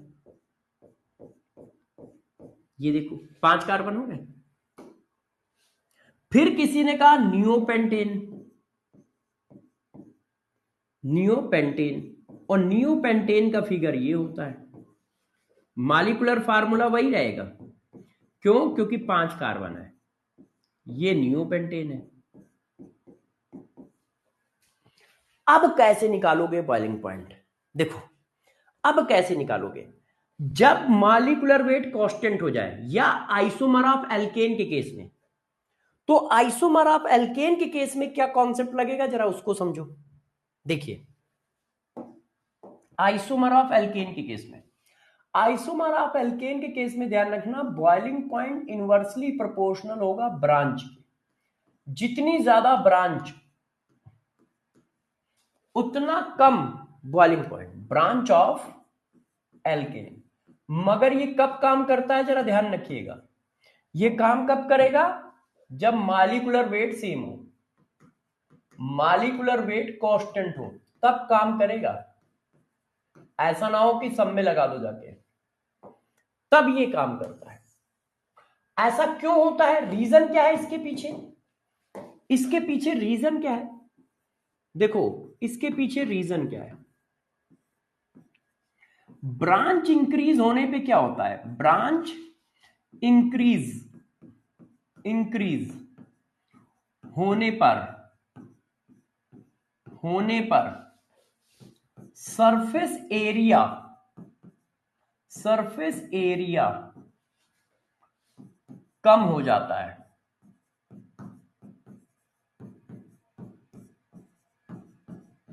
यदि आप ब्रांच बढ़ाओगे तो वो स्पेरिकल हो जाता है, और स्पेरिकल होने की वजह से सरफेस एरिया कम हो जाता है। ब्रांच इंक्रीज होने पर सरफेस एरिया कम हो जाता है। क्यों? क्योंकि मॉलिक्यूल कैसा हो जाता है? स्पेयर में कन्वर्ट होने लगता है, स्पेरिकल होने लगता है, स्पेरिकल शेप बनाने लगता है। अब सरफेस एरिया कम हो जाता है तो वंडरवाल फोर्स कम हो जाता है, क्योंकि वंडरवाल फोर्स डायरेक्टली प्रोपोर्शनल होता है सरफेस एरिया के। अब फोर्स कम हो जाएगा तो बॉइलिंग पॉइंट कम हो जाएगा, फोर्स कम हो जाएगा तो बॉइलिंग पॉइंट कम हो जाएगा। तो जैसे जैसे ब्रांच बढ़ेंगी वैसे वैसे सरफेस एरिया कम हो जाएगा। सरफेस एरिया कम होगा तो फिर क्या होगा बच्चों? तो फिर फोर्स कम हो जाएगा, फोर्स कम हो गया तो बॉइलिंग पॉइंट कम हो गया। तो उसको सिंपल फॉर्म में ऐसे समझते हैं, ब्रांच ज्यादा बॉइलिंग पॉइंट कम, मगर कब? जब मॉलिक्यूलर वेट सेम हो। तो अब बताओ बॉइलिंग पॉइंट का ऑर्डर क्या आएगा? तो बॉइलिंग पॉइंट किसका सबसे ज्यादा आएगा? पेंटेन का, फिर आइसोपेंटेन, फिर नियोपेंटेन। क्यों? ब्रांच बढ़ रही है। चेक करो, ये देखिए, इसमें कोई ब्रांच नहीं है, इसमें एक ब्रांच, इसमें कोई ब्रांच नहीं है, इसमें एक ब्रांच, और इसमें दो ब्रांच। ये देखो, तो जैसे जैसे ब्रांच बढ़ेंगी बॉइलिंग पॉइंट डिक्रीज करेगा। ऐसा क्यों? क्योंकि सरफेस एरिया डिक्रीज करता है, और सरफेस एरिया डिक्रीज कर गया तो वंडरवाल फोर्स कम हो गए, वंडरवाल फोर्स कम हो गए तो बॉइलिंग पॉइंट कम हो गया, क्योंकि बॉइलिंग पॉइंट वंडरवाल फोर्स के डायरेक्टली प्रोपोर्शनल है।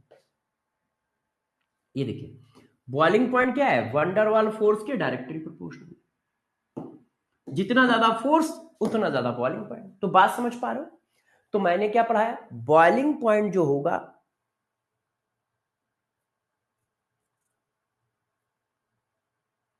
अच्छा थैंक यू बेटा प्रगति। बॉइलिंग पॉइंट जो होगा, प्रिंस कह रहा है सर सीबीसी में तीसरे क्वेश्चन में कीटोन को सेकेंडरी अल्कोहल में बनाना है प्राइमरी में। प्रिंस आपका क्वेश्चन का जवाब दे दूंगा, है ना? अभी सुन लो, बॉइलिंग पॉइंट जो होगा वो मॉलिक्यूलर वेट के डायरेक्टली प्रोपोर्शनल है, क्योंकि मॉलिक्यूलर वेट वंडरवाल फोर्स के डायरेक्टली प्रोपोर्शनल है। जब आइसोटोप ऑफ एल्केन का केस आएगा तो मॉलिक्यूलर वेट कांस्टेंट हो जाएगा। उस जगह पे आपको ध्यान रखना है कि ब्रांच की इनवर्सली प्रोपोर्शनल है, क्योंकि ब्रांच बढ़ने से क्या होगा? सरफेस एरिया कम होगा, सरफेस एरिया कम होगा तो वंडरवाल फोर्सेस कम हो जाएंगे, और वंडरवाल फोर्सेस कम हो गए तो बॉइलिंग पॉइंट कम हो गया। ये देखो, ये देखिए है। अब ये क्वेश्चन आपको मैं देता हूं, ये देखिए, इस क्वेश्चन को करिए, इस क्वेश्चन करिए। ये एनसीईआरटी एग्जाम्पलर का क्वेश्चन है, ये एनसीईआरटी एग्जाम्पलर का क्वेश्चन है। Match the hydrocarbon in column 1 with the boiling point given in column 2।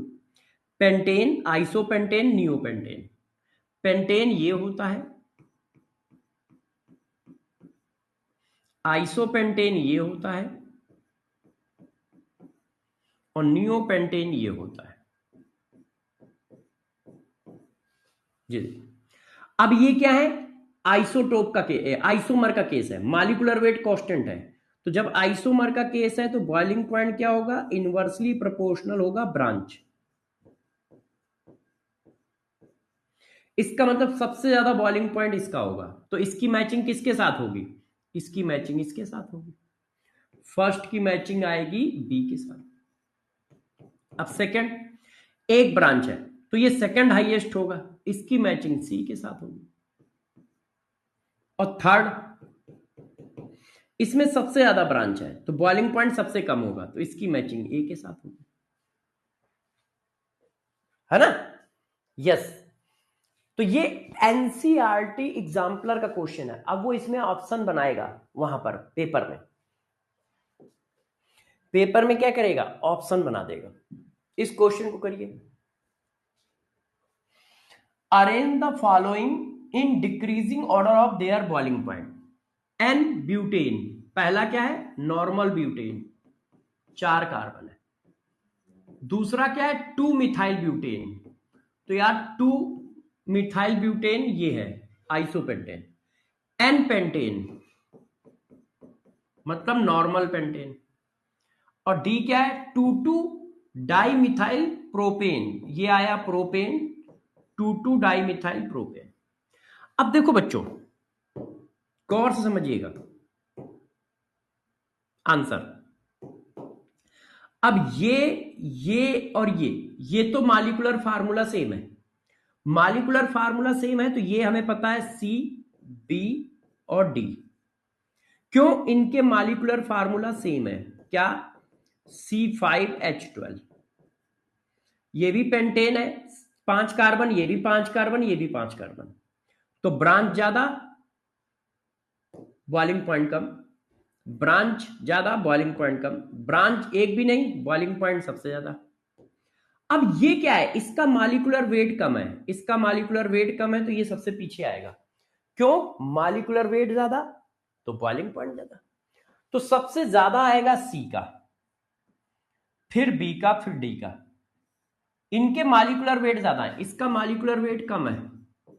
मैंने कहा है सबसे पहले मॉलिक्यूलर वेट से लगाओगे, तो इसका मतलब ए सबसे पीछे चला गया। सर लिखने का टाइम दीजिए, ओके लिखने का टाइम देंगे, बिल्कुल टाइम देंगे, लो लिखो, लिख लो।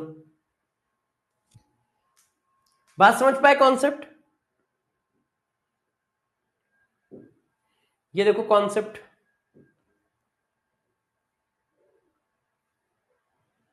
ये देखिए, लिख लीजिए, ये है, लिख लीजिए बॉइलिंग पॉइंट, बॉइलिंग पॉइंट के बारे में लिख लीजिए आप अच्छे से। देखिए बॉइलिंग पॉइंट के बारे में ये बात बताइए, ये बात बताइए,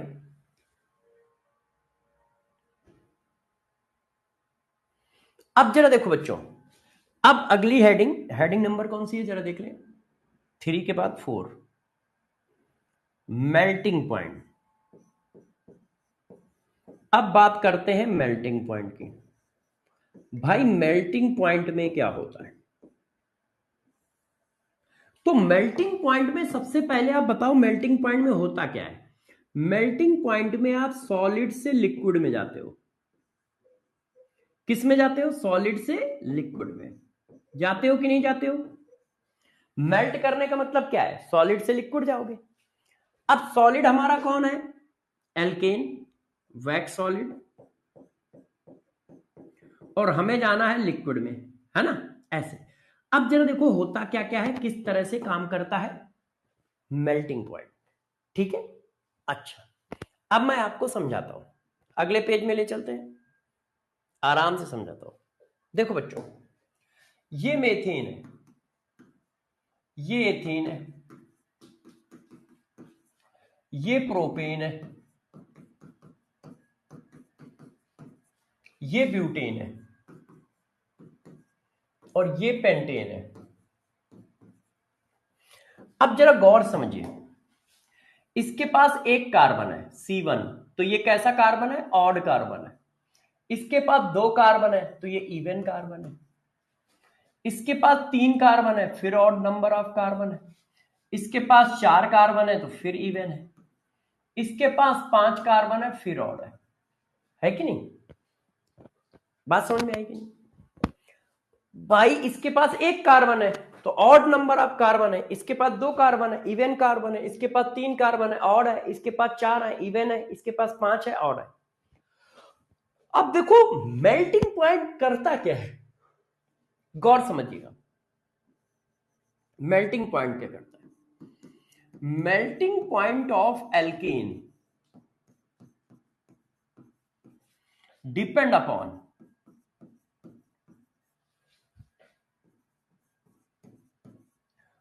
मॉलिक्यूलर वेट। मॉलिक्यूलर वेट का मतलब वंडरवाल फोर्सेस। क्यों, मॉलिक्यूलर वेट ज्यादा तो वंडरवाल फोर्सेस ज्यादा। मॉलिक्यूलर वेट एंड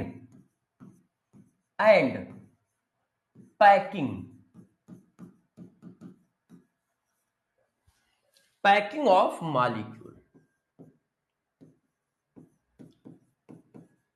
तो जरा देखो, जो एल्केन का मेल्टिंग पॉइंट होता है उसके दो वेरिएबल है, एक वंडरवाल फोर्सेस, एक पैकिंग। बॉइलिंग पॉइंट का सिर्फ एक ही वेरिएबल था, वंडरवाल फोर्सेस। क्यों? बॉइलिंग पॉइंट में आप क्या करते हो, लिक्विड से वेपर में जाते हो, तो लिक्विड की कोई पैकिंग थोड़ी होती है, लिक्विड की कोई पैकिंग नहीं होती है। मगर मेल्टिंग पॉइंट में आप सॉलिड से लिक्विड जाते हो, तो सॉलिड की तो पैकिंग होती है, वो तो एक पैक्ड होते हैं, है ना। तो इसलिए यहां पर दो वेरिएबल है, एक वेरिएबल पैकिंग भी है, कब लगेगा अभी बताऊंगा, और एक वेरिएबल हमारा वंडरवाल फोर्स भी है। तो अब गौर से समझना कि वंडरवाल फोर्स कब काम करेगा, पैकिंग कब काम करेगी, और किस तरह से चलती है। तो जरा गौर से देखिए, इसके पॉइंटर जरा ध्यान दीजिएगा, इंपॉर्टेंट है, इंपॉर्टेंट है, ठीक है। तो पहला देखो, मेथेन से ज्यादा है एथेन का, ये देखिए। अब एथेन से ज्यादा होगा, देखो मेथेन से ज्यादा एथेन का, इवन नंबर ऑफ हाइड्रोकार्बन का बॉइलिंग पॉइंट ऑड नंबर से ज्यादा होता है, इवन नंबर ऑफ हाइड्रोकार्बन का बॉइलिंग पॉइंट ऑड नंबर से ज्यादा होता है। मैं लिख देता हूं, even number of hydrocarbon, even number of alkane, alkane का boiling point odd number of alkane से ज्यादा होता है, ऑड नंबर ऑफ एल्केन से ज्यादा होता है।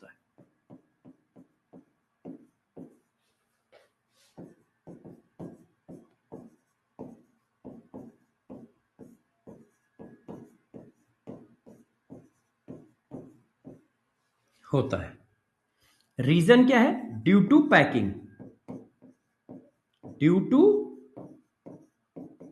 पैकिंग। ऑड नंबर की पैकिंग स्ट्रांग होती है, ऑड नंबर ऑफ कार्बन की पैकिंग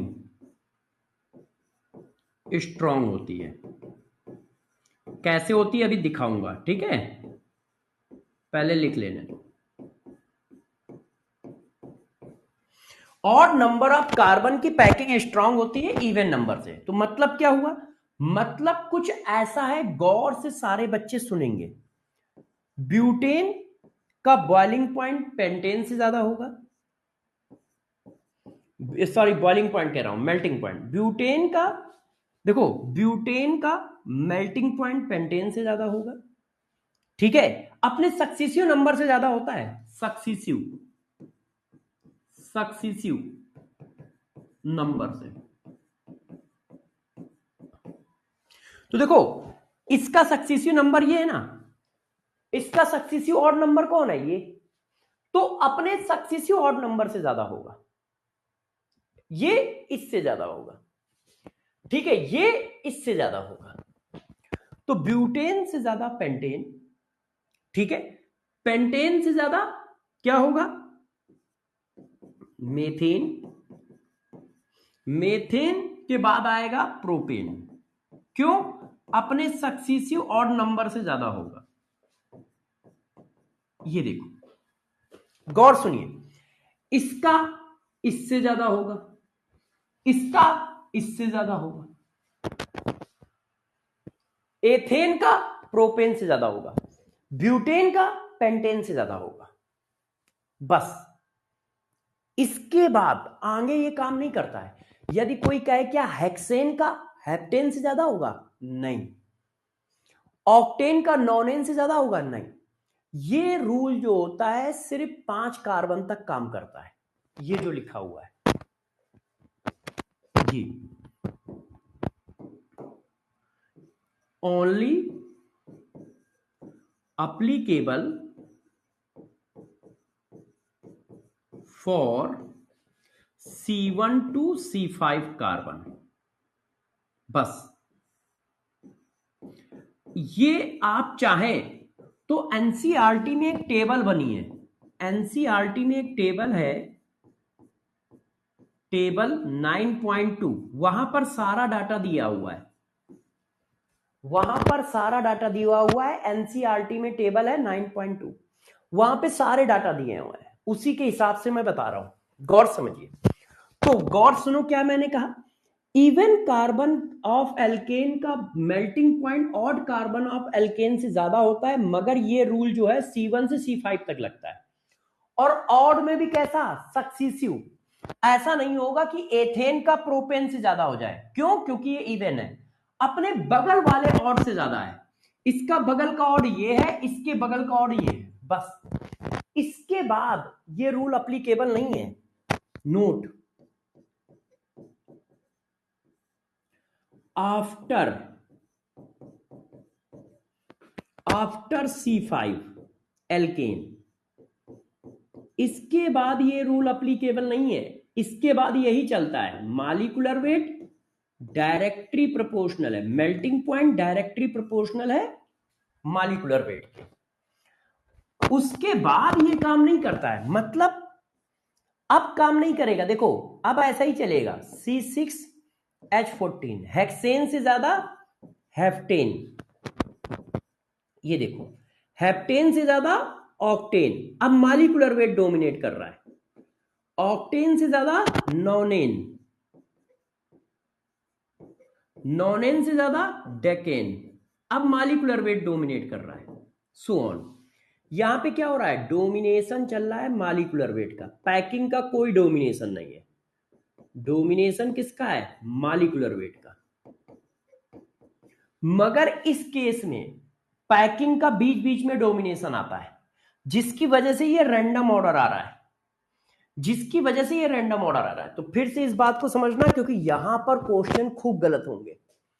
क्यों, ये स्टेटमेंट तुम्हें याद रहेगा कि इवन नंबर ऑफ हाइड्रोकार्बन का मेल्टिंग पॉइंट ऑड नंबर से ज्यादा है, तुम्हें इतना याद रहेगा।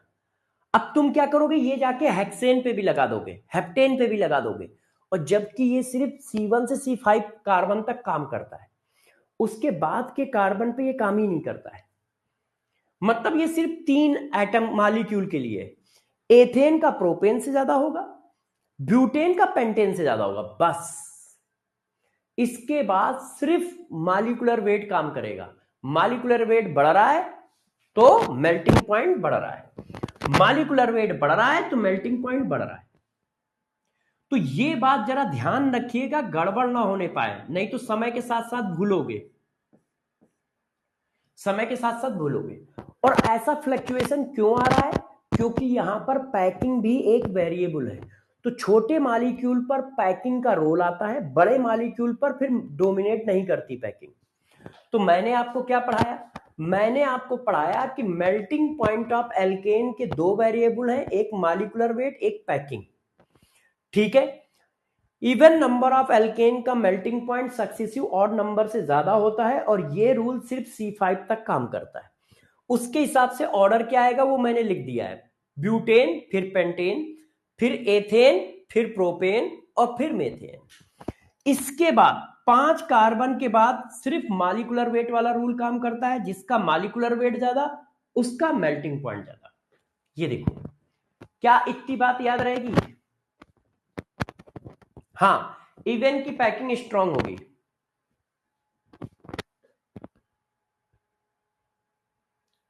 अच्छा अच्छा, ये गलत लिख गया है, ये गलत लिख गया है, हाँ हाँ हाँ हाँ हाँ हाँ, इवन की पैकिंग स्ट्रांग होगी, हाँ वो गलत लिखा है, वो गलत लिखा है। अच्छा, अब मान लो आइसोमर की बात आ जाए तो, वो गलत लिख गया था। आइसोमर की बात आ गई तो कैसे करोगे। अब देखो जरा बच्चों, आइसोमर की बात आ गई तो, आइसोमर्स ऑफ एल्कीन। अब यहां मॉलिक्यूलर वेट तो वेरिएबल हो ही नहीं सकता है, क्योंकि आइसोमर है तो मॉलिक्यूलर वेट क्या होगा, कांस्टेंट। भाई आइसोमर के केस में मॉलिक्यूलर वेट कांस्टेंट होगा, तो वेरिएबल क्या है, पैकिंग। अब जो भी आंसर निकलेगा पैकिंग से निकलेगा, अब जो भी आंसर निकलेगा पैकिंग से निकलेगा, क्यों, आइसोमर के केस में ये तो कांस्टेंट होगा।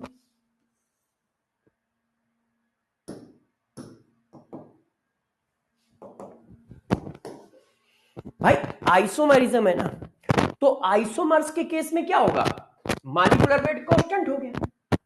तो अब वेरिएबल ही एक बचा, पैकिंग। अब देखो पैकिंग क्या होती है, देखो पैकिंग स्ट्रेंथ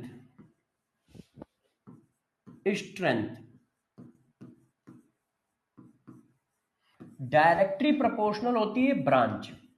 जितनी ज्यादा ब्रांच होंगी उतनी स्ट्रॉन्ग पैकिंग होगी, जितनी ज्यादा ब्रांच होती है उतनी स्ट्रॉन्ग पैकिंग होती है। जैसे ये देखो, गौर से देखिएगा, जैसे हमारे पास मान लो एल्केन है, देखो पेंटेन है,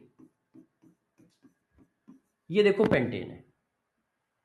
अब ये हमारा पेंटेन है और ये हमारा आइसोपेंटेन है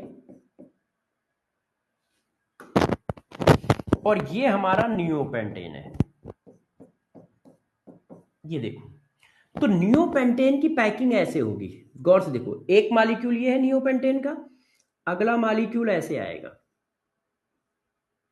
अगला मॉलिक्यूल ऐसे आएगा, अगला मॉलिक्यूल ऐसे आएगा, अगला मॉलिक्यूल ऐसे आएगा। तो एक मॉलिक्यूल ने कितनी स्ट्रॉन्ग पैकिंग की है, ये वाला मॉलिक्यूल है हमारा, ये वाला एक मॉलिक्यूल की पैकिंग देखो कितनी स्ट्रॉन्ग है। यहां पर फोर्स बना, यहां पर फोर्स बना, यहां पर फोर्स बना, यहां पर फोर्स बना, ऐसे। अब इसकी पैकिंग कैसे आएगी, इसकी पैकिंग ऐसे आएगी, 1 2 3 4 5। अब अगला मॉलिक्यूल बस इसके नीचे आ जाएगा,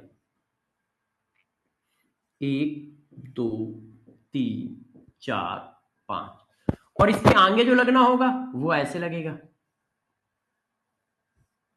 1 2 3 4 5।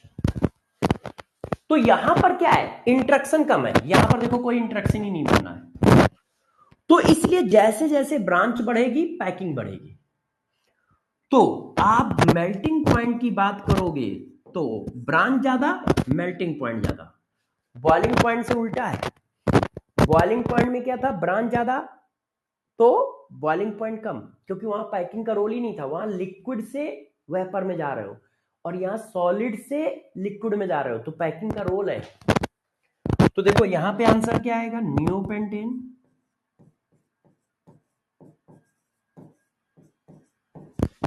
आइसोपेंटेन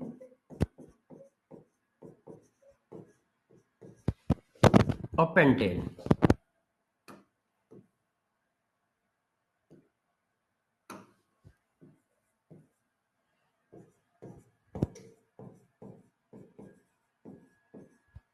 ये देखो यहां पे ऑर्डर क्या आएगा, वॉइस क्रैक हो रही है।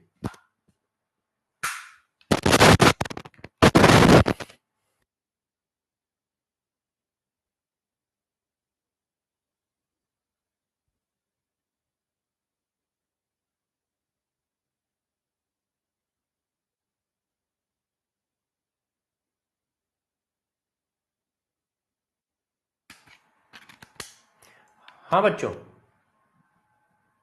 बेटा मुझे लग रहा है सॉफ्टवेयर की कोई प्रॉब्लम है, माइक की नहीं प्रॉब्लम है। उसका रीजन बताओ, जब मैं वाईटी लेता हूं तो कभी भी आवाज करकराती नहीं है, वाईटी लेता हूं तो कभी नहीं करकराती है, आप चेक करो। ये करकराहट की आवाज तब आती है जब क्लास लेता हूं, तो मुझे लग रहा है सॉफ्टवेयर की सेटिंग गड़बड़ है।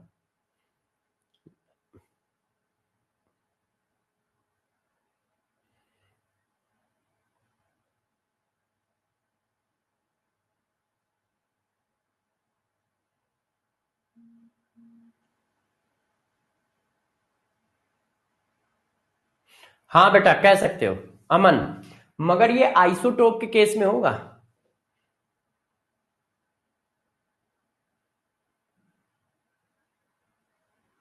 अच्छा ठीक है, मैं इसको चेंज कराता हूं, है ना, माइक चेंज कराता हूं, माइक जो है चेंज कराता हूं,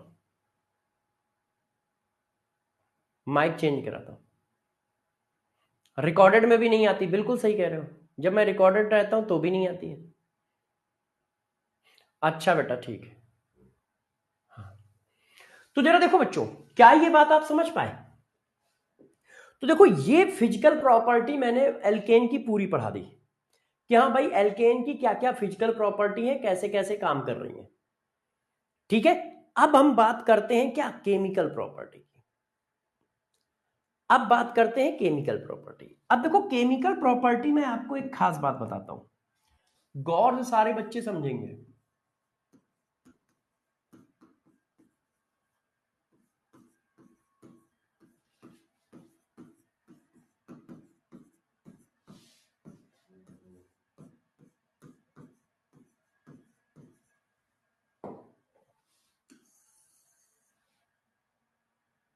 देखो बच्चों, एल्केन हमारे क्या है, आप सबको पता है यदि एल्केन की बात करें तो मान लो हम किसी एल्केन की बात कर लेते हैं, मान लो ये एथेन ही है। अब एथेन का फिगर ऐसा है, ऐसा।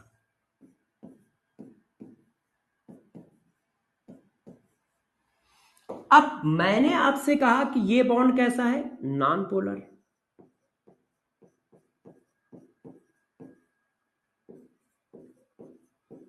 सेम एटम के बीच में बना है। और ये बॉन्ड कैसा है, ये भी नॉन पोलर है। दोनों बॉन्ड नॉन पोलर है। क्यों, इसको हमने सपोज कर रखा है, कार्बन हाइड्रोजन बॉन्ड को आप लोगों ने नॉन पोलर सपोज कर रखा है, मतलब केमिस्ट्री में।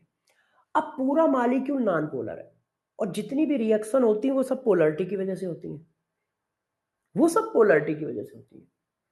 तो यहां तो पोलरिटी ही नहीं है, इसलिए एल्केन की कोई भी रिएक्शन इंपॉर्टेंट नहीं है एक्सेप्ट हैलोजिनेशन। क्यों, क्योंकि स्पेसिफिक प्रोडक्ट बनता ही नहीं है। स्पेसिफिक प्रोडक्ट तब बनता है जब मॉलिक्यूल में पोलरिटी हो। एल्केन में कोई पोलरिटी नहीं है, चेक करो, पूरा का पूरा एल्केन जो है वो नॉन पोलर है। अब नॉन पोलर में क्या होता है, जबरदस्ती रिएक्शन करानी पड़ती है, जबरदस्ती। स्पेसिफिक पोर्शन पे रिएक्शन नहीं होती है, जिसलिए इसी वजह से एल्केन में स्पेसिफिक प्रोडक्ट बनता ही नहीं है। हर केस में मिक्सचर ऑफ प्रोडक्ट मिलेगा, चाहे आप उसका हेलोजिनेशन करो, चाहे नाइट्रेशन करो, चाहे सल्फोनेशन करो, कुछ भी करो, एल्केन में कभी स्पेसिफिक प्रोडक्ट मिलता ही नहीं है। क्यों, क्योंकि एल्केन नॉन पोलर कंपाउंड है, तो इसमें हमेशा मिक्सचर ऑफ प्रोडक्ट मिलते हैं।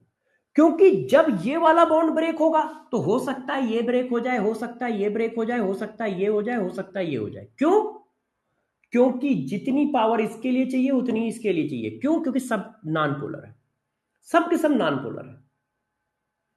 तो एल्केन जो होता है, जरा सीएचडी समझो। सबसे पहले आप किसी मॉलिक्यूल के क्या करोगे, सीएचडी समझोगे, मॉलिक्यूल की प्रकृति समझो, मतलब उसका नेचर समझो, अपने आप रिएक्शन हो जाएंगी, अपने आप हो जाएंगी यदि उसका तुम नेचर समझते हो। एल्केन स्पेसिफिक प्रोडक्ट बनाता ही नहीं है यार, हमेशा मिक्सचर ऑफ प्रोडक्ट बनाता है। क्यों, क्योंकि वो नॉन पोलर है। इसीलिए एल्केन की कोई रिएक्शन इंपॉर्टेंट नहीं है एक्सेप्ट हाइलोजिनेशन, क्योंकि स्पेसिफिक प्रोडक्ट मिलते ही नहीं है। और वही रिएक्शन आपको करनी है जो एनसीईआरटी में, वही रिएक्शन आपको करनी है जो एनसीईआरटी में, और कोई नहीं करनी। तो गौर सुनो, सबसे पहली बात, alkene is a non-polar molecule, non-polar compound,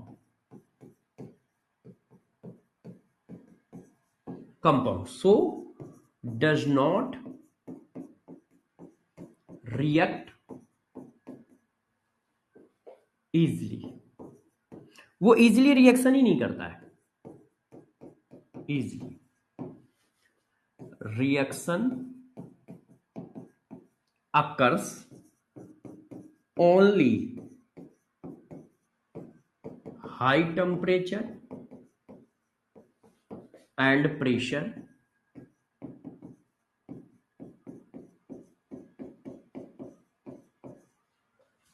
या फिर with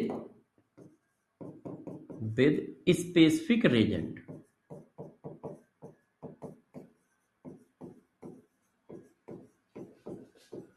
and form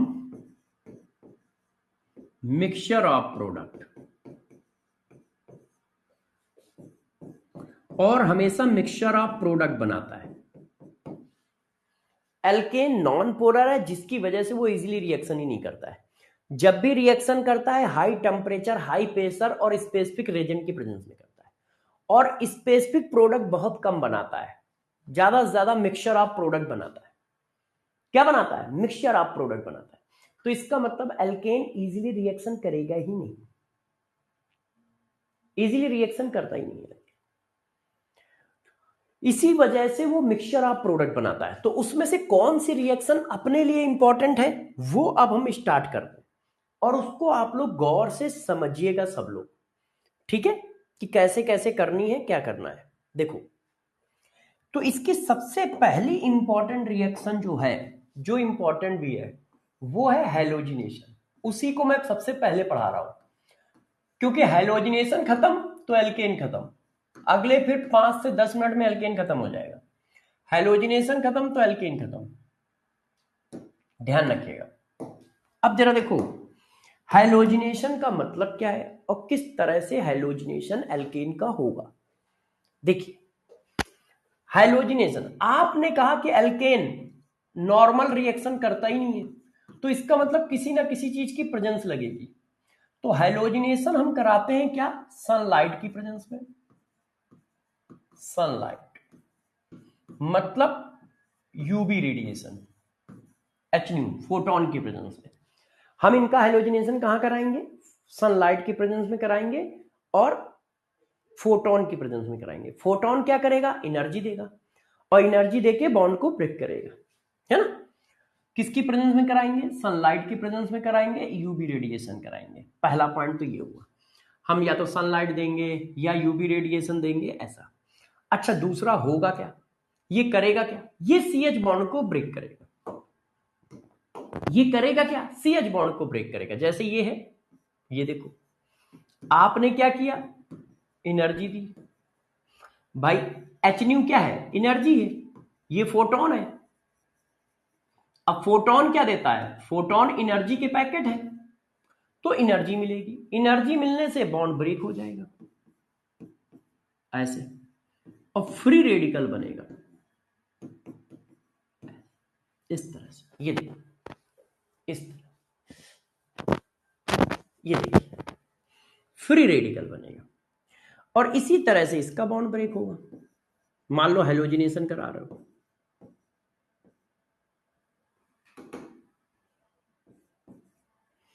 अब इसका बॉन्ड भी ऐसा ही ब्रेक हो जाएगा और फ्री रेडिकल मिलेगा। ये देखो, और फ्री रेडिकल ऐसे कंबाइंड हो रहे होंगे, और ये देखो बना रहे होंगे। तो हैलोजिनेशन क्या है? सनलाइट की प्रेजेंस में या फोटोन की प्रेजेंस में होगा, ठीक है। हैलोजिनेशन किसकी प्रेजेंस में होगा? सनलाइट या फोटोन की प्रेजेंस में होगा। पहला पॉइंट तो ये हुआ, पहला पॉइंट ये देखो, ऐसे, ठीक है। अब ये क्या है? फ्री रेडिकल मैकेनिज्म है। फ्री रेडिकल फॉर्म होगा, इसमें फ्री रेडिकल फॉर्म होगा। ये देखो, ये फ्री रेडिकल है। दूसरी बात, ये फ्री रेडिकल सब्स्टिट्यूशन रिएक्शन है। फ्री रेडिकल सब्स्टिट्यूशन रिएक्शन है। क्यों भाई? आपने क्या किया? हाइड्रोजन को हैलोजन से सब्स्टिट्यूट ही तो किया है। देखो, इस हाइड्रोजन की जगह ये हैलोजन लगा दिया है, तो इसीलिए कहा जाता है फ्री रेडिकल सब्स्टिट्यूशन रिएक्शन है। फ्री रेडिकल हैलोजिनेशन है ना। ये फ्री रेडिकल सब्स्टिट्यूशन रिएक्शन है या फ्री रेडिकल हैलोजिनेशन है। कभी कभी ये भी पूछते हैं, तो क्या बताओगे? फ्री रेडिकल हैलोजिनेशन है, और इसमें इंटरमीडिएट में क्या बनेंगे? फ्री रेडिकल बनेंगे। इंटरमीडिएट में क्या बनेंगे? Free radical. अब बताओ, क्या फ्री रेडिकल रीअरेंजमेंट करते हैं? प्राइमरी से सेकेंडरी या सेकेंडरी से टर्सरी, ऐसा कुछ करते हैं? नहीं करते हैं, सिर्फ कार्बोकैटायन करते हैं। तो फ्री रेडिकल अपने में रीअरेंजमेंट नहीं करते। Free radical carbon not rearrange, वो अपने में रीअरेंजमेंट नहीं करते हैं।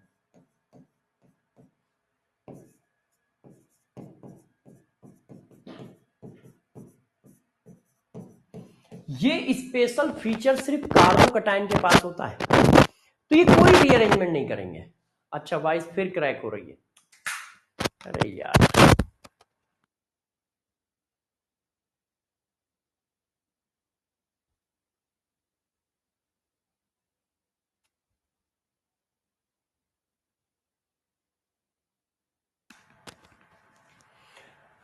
फ्री रेडिकल अपने में कोई रीअरेंजमेंट नहीं करेगा। और बॉन्ड किसके बेसिस पे ब्रेक हो रहा है? एनर्जी के बेसिस पे ब्रेक हो रहा है। तो जब एनर्जी के बेसिस पे ब्रेक हो रहा है और हाइड्रोकार्बन में सारे बॉन्ड एक जैसे हैं, CH bond CH bond CH bond CH bond, तो फिर कोई भी बॉन्ड ब्रेक हो सकता है ना। फिर तो कोई भी बॉन्ड ब्रेक हो सकता है क्योंकि सारे बॉन्ड एक जैसे हैं, है कि नहीं? देख लो आप, सारे बॉन्ड एक जैसे हैं। तो अब होगा क्या, तो गौर से सुनते जाइए और समझते जाइए। देखो बच्चों, अब होगा कैसे? जैसे मान लो ये हमारा एथेन है, अब मैंने इसका हेलोजिनेशन कराया सनलाइट की प्रेजेंस में, तो अब होगा क्या? इसके पास कितने बॉन्ड है? 6 बॉन्ड है, 6 CH बॉन्ड है। ये देखो, तो यार अब ये भी ब्रेक हो सकता है, ये भी ब्रेक हो सकता है, ये भी हो सकता है, ये भी हो सकता है, ये भी हो सकता है, ये भी हो सकता है। क्यों? सारे एक जैसे बॉन्ड है और वो फोटोन इसको भी मिल सकता है, इसको भी मिल सकता है। तो एक पॉसिबिलिटी तो ये है कि ये वाला बॉन्ड ब्रेक हो जाए इस कार्बन का। अब जिस कार्बन का हाइड्रोजन निकलेगा उसी के साथ Cl जुड़ जाएगा। अल्टीमेट हुआ क्या है, चेक करो, हाइड्रोजन की जगह Cl आ गया है। तो इस कार्बन का आपने फ्री रेडिकल बनाया तो इस कार्बन से Cl जुड़ जाएगा। मान लो किसी ने इस कार्बन का बनाया तो इससे जुड़ जाएगा। ये देखो, दो ही पॉसिबिलिटी है ना भाई। एथेन के पास 2 कार्बन है, अब दोनों में से चाहे जिस पर हेलोजन जोड़ दो। क्यों? क्योंकि दोनों बॉन्ड ब्रेक हो सकते हैं, क्योंकि दोनों बॉन्ड एक जैसे हैं। तो इसने इसका हाइड्रोजन निकाल के हेलोजन लगा दिया, इसका हाइड्रोजन निकाल के हेलोजन लगा दिया।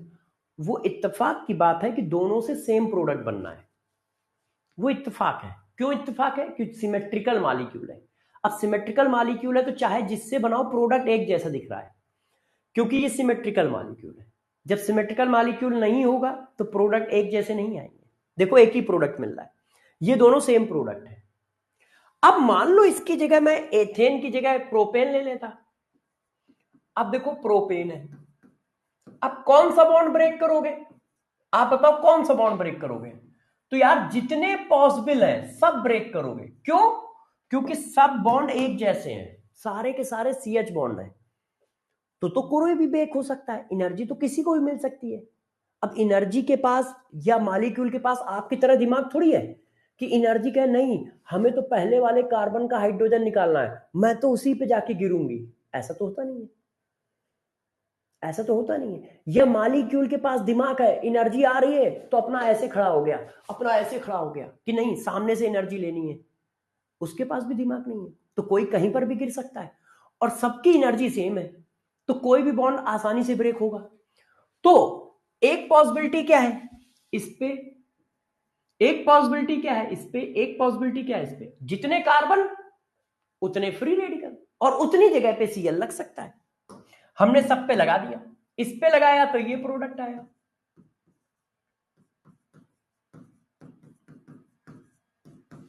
इस पे लगाया तो ये आया। जितने कार्बन होंगे सब पे लगेगा, इस पे लगाया तो ये आया। वो आपकी किस्मत हो सकती है कि प्रोडक्ट सेम हो जाए, जैसे पहला और तीसरा प्रोडक्ट सेम है, नॉमेनक्लेचर करके देखो, मगर ये अलग है। तो इसमें 2 पॉसिबल प्रोडक्ट आए, एक ये एक ये, क्योंकि ये और ये नॉमेनक्लेचर के हिसाब से सेम है। इसके पॉसिबल प्रोडक्ट कितने बने? 2। और एक बार हेलोजन लगना क्या होता है? मोनो हेलोजिनेशन कहलाता है। एक बार हेलोजन लगने को क्या कहते हैं? Mono halogenation, mono halogenation. इसका मतलब क्या होता है, एक हैलोजन लगाना, एक हैलोजन लगाना, एक हैलोजन ऐड करना, नहीं ऐड नहीं हो रहा है, सब्स्टिट्यूट हो रहा है, सब्स्टिट्यूट करना।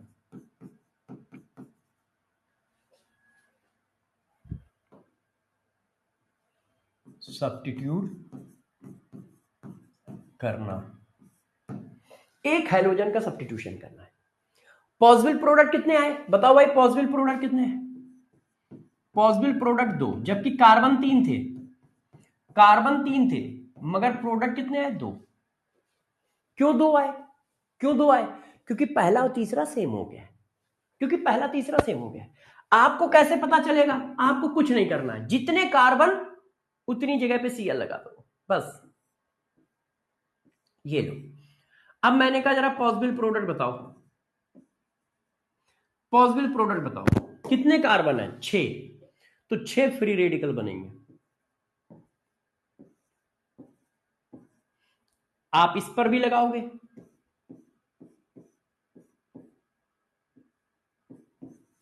आप इस पर लगाओगे,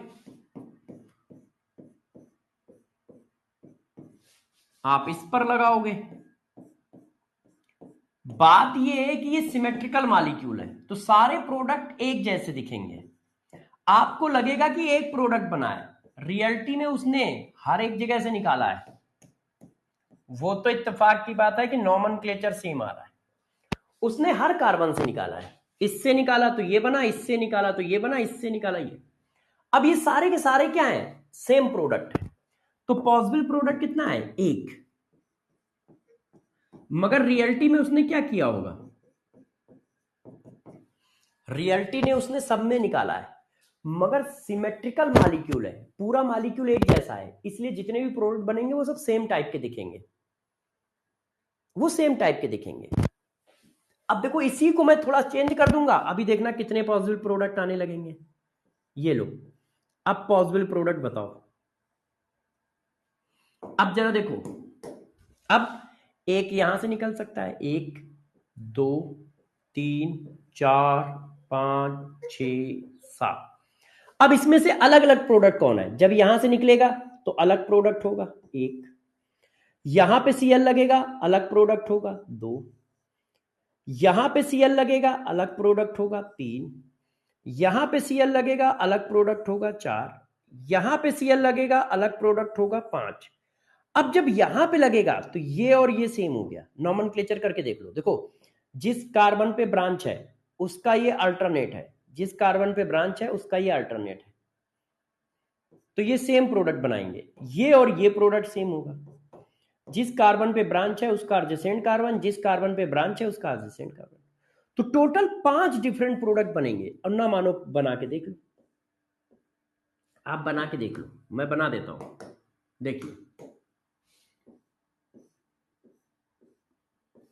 तो किसी ने कहा यार डिफरेंट प्रोडक्ट कैसे निकालना है, तो तुम्हें कुछ नहीं करना है।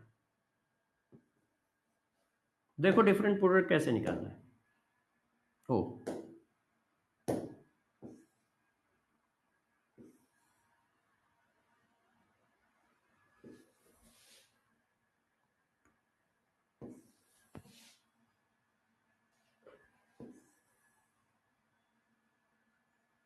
देखो, अब मैं बनाता हूं, अब इसमें से देखना डिफरेंट कितने हैं।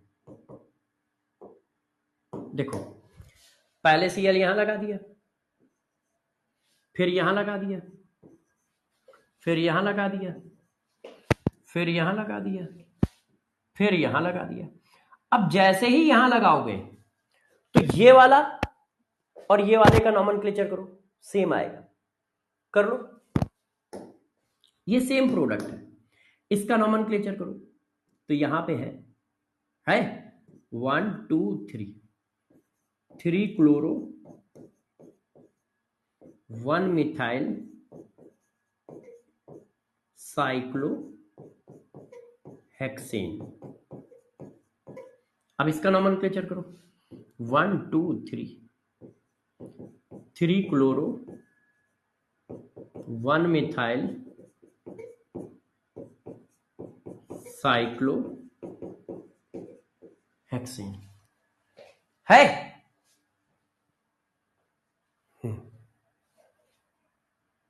तो पॉसिबल प्रोडक्ट कितने हैं? 5। हाँ,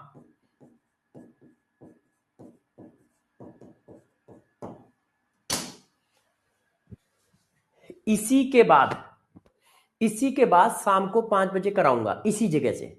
मैं आपको कॉन्सेप्ट बूस्टर सीट नहीं दे रहा है, शाम वाली क्लास में ही कॉन्सेप्ट बूस्टर सीट लिखूंगा और ज्यादा क्वेश्चन लिखूंगा, ठीक है? अभी इसी जगह पे बंद करते हैं और इसी जगह से पढ़ाएंगे, अभी बाकी है ये। तो शाम वाली क्लास में पूरा एल्केन खत्म हो जाएगा, एल्कीन स्टार्ट हो जाएगा, और शाम वाली क्लास में ही कॉन्सेप्ट बूस्टर सीट दूंगा, इस जगह पे नहीं दे रहा। और कॉन्सेप्ट बूस्टर सीट में दोनों क्लास का एक साथ दे दूंगा, 10-12 क्वेश्चन दे दूंगा, ठीक है? तो शाम को मिलेंगे 5 बजे, सभी लोग ऑन रहिएगा। Okay, bye. शाम को मिलेंगे। हाँ, वो भी बताऊंगा कि मेजर कौन होगा, माइनर कौन होगा, अभी सब बताऊंगा, अभी तो स्टार्ट किया है, ठीक है? Bye bye. Bye bye. हाँ, बाय। ठीक है, शाम को 5 बजे मिलूंगा। डन।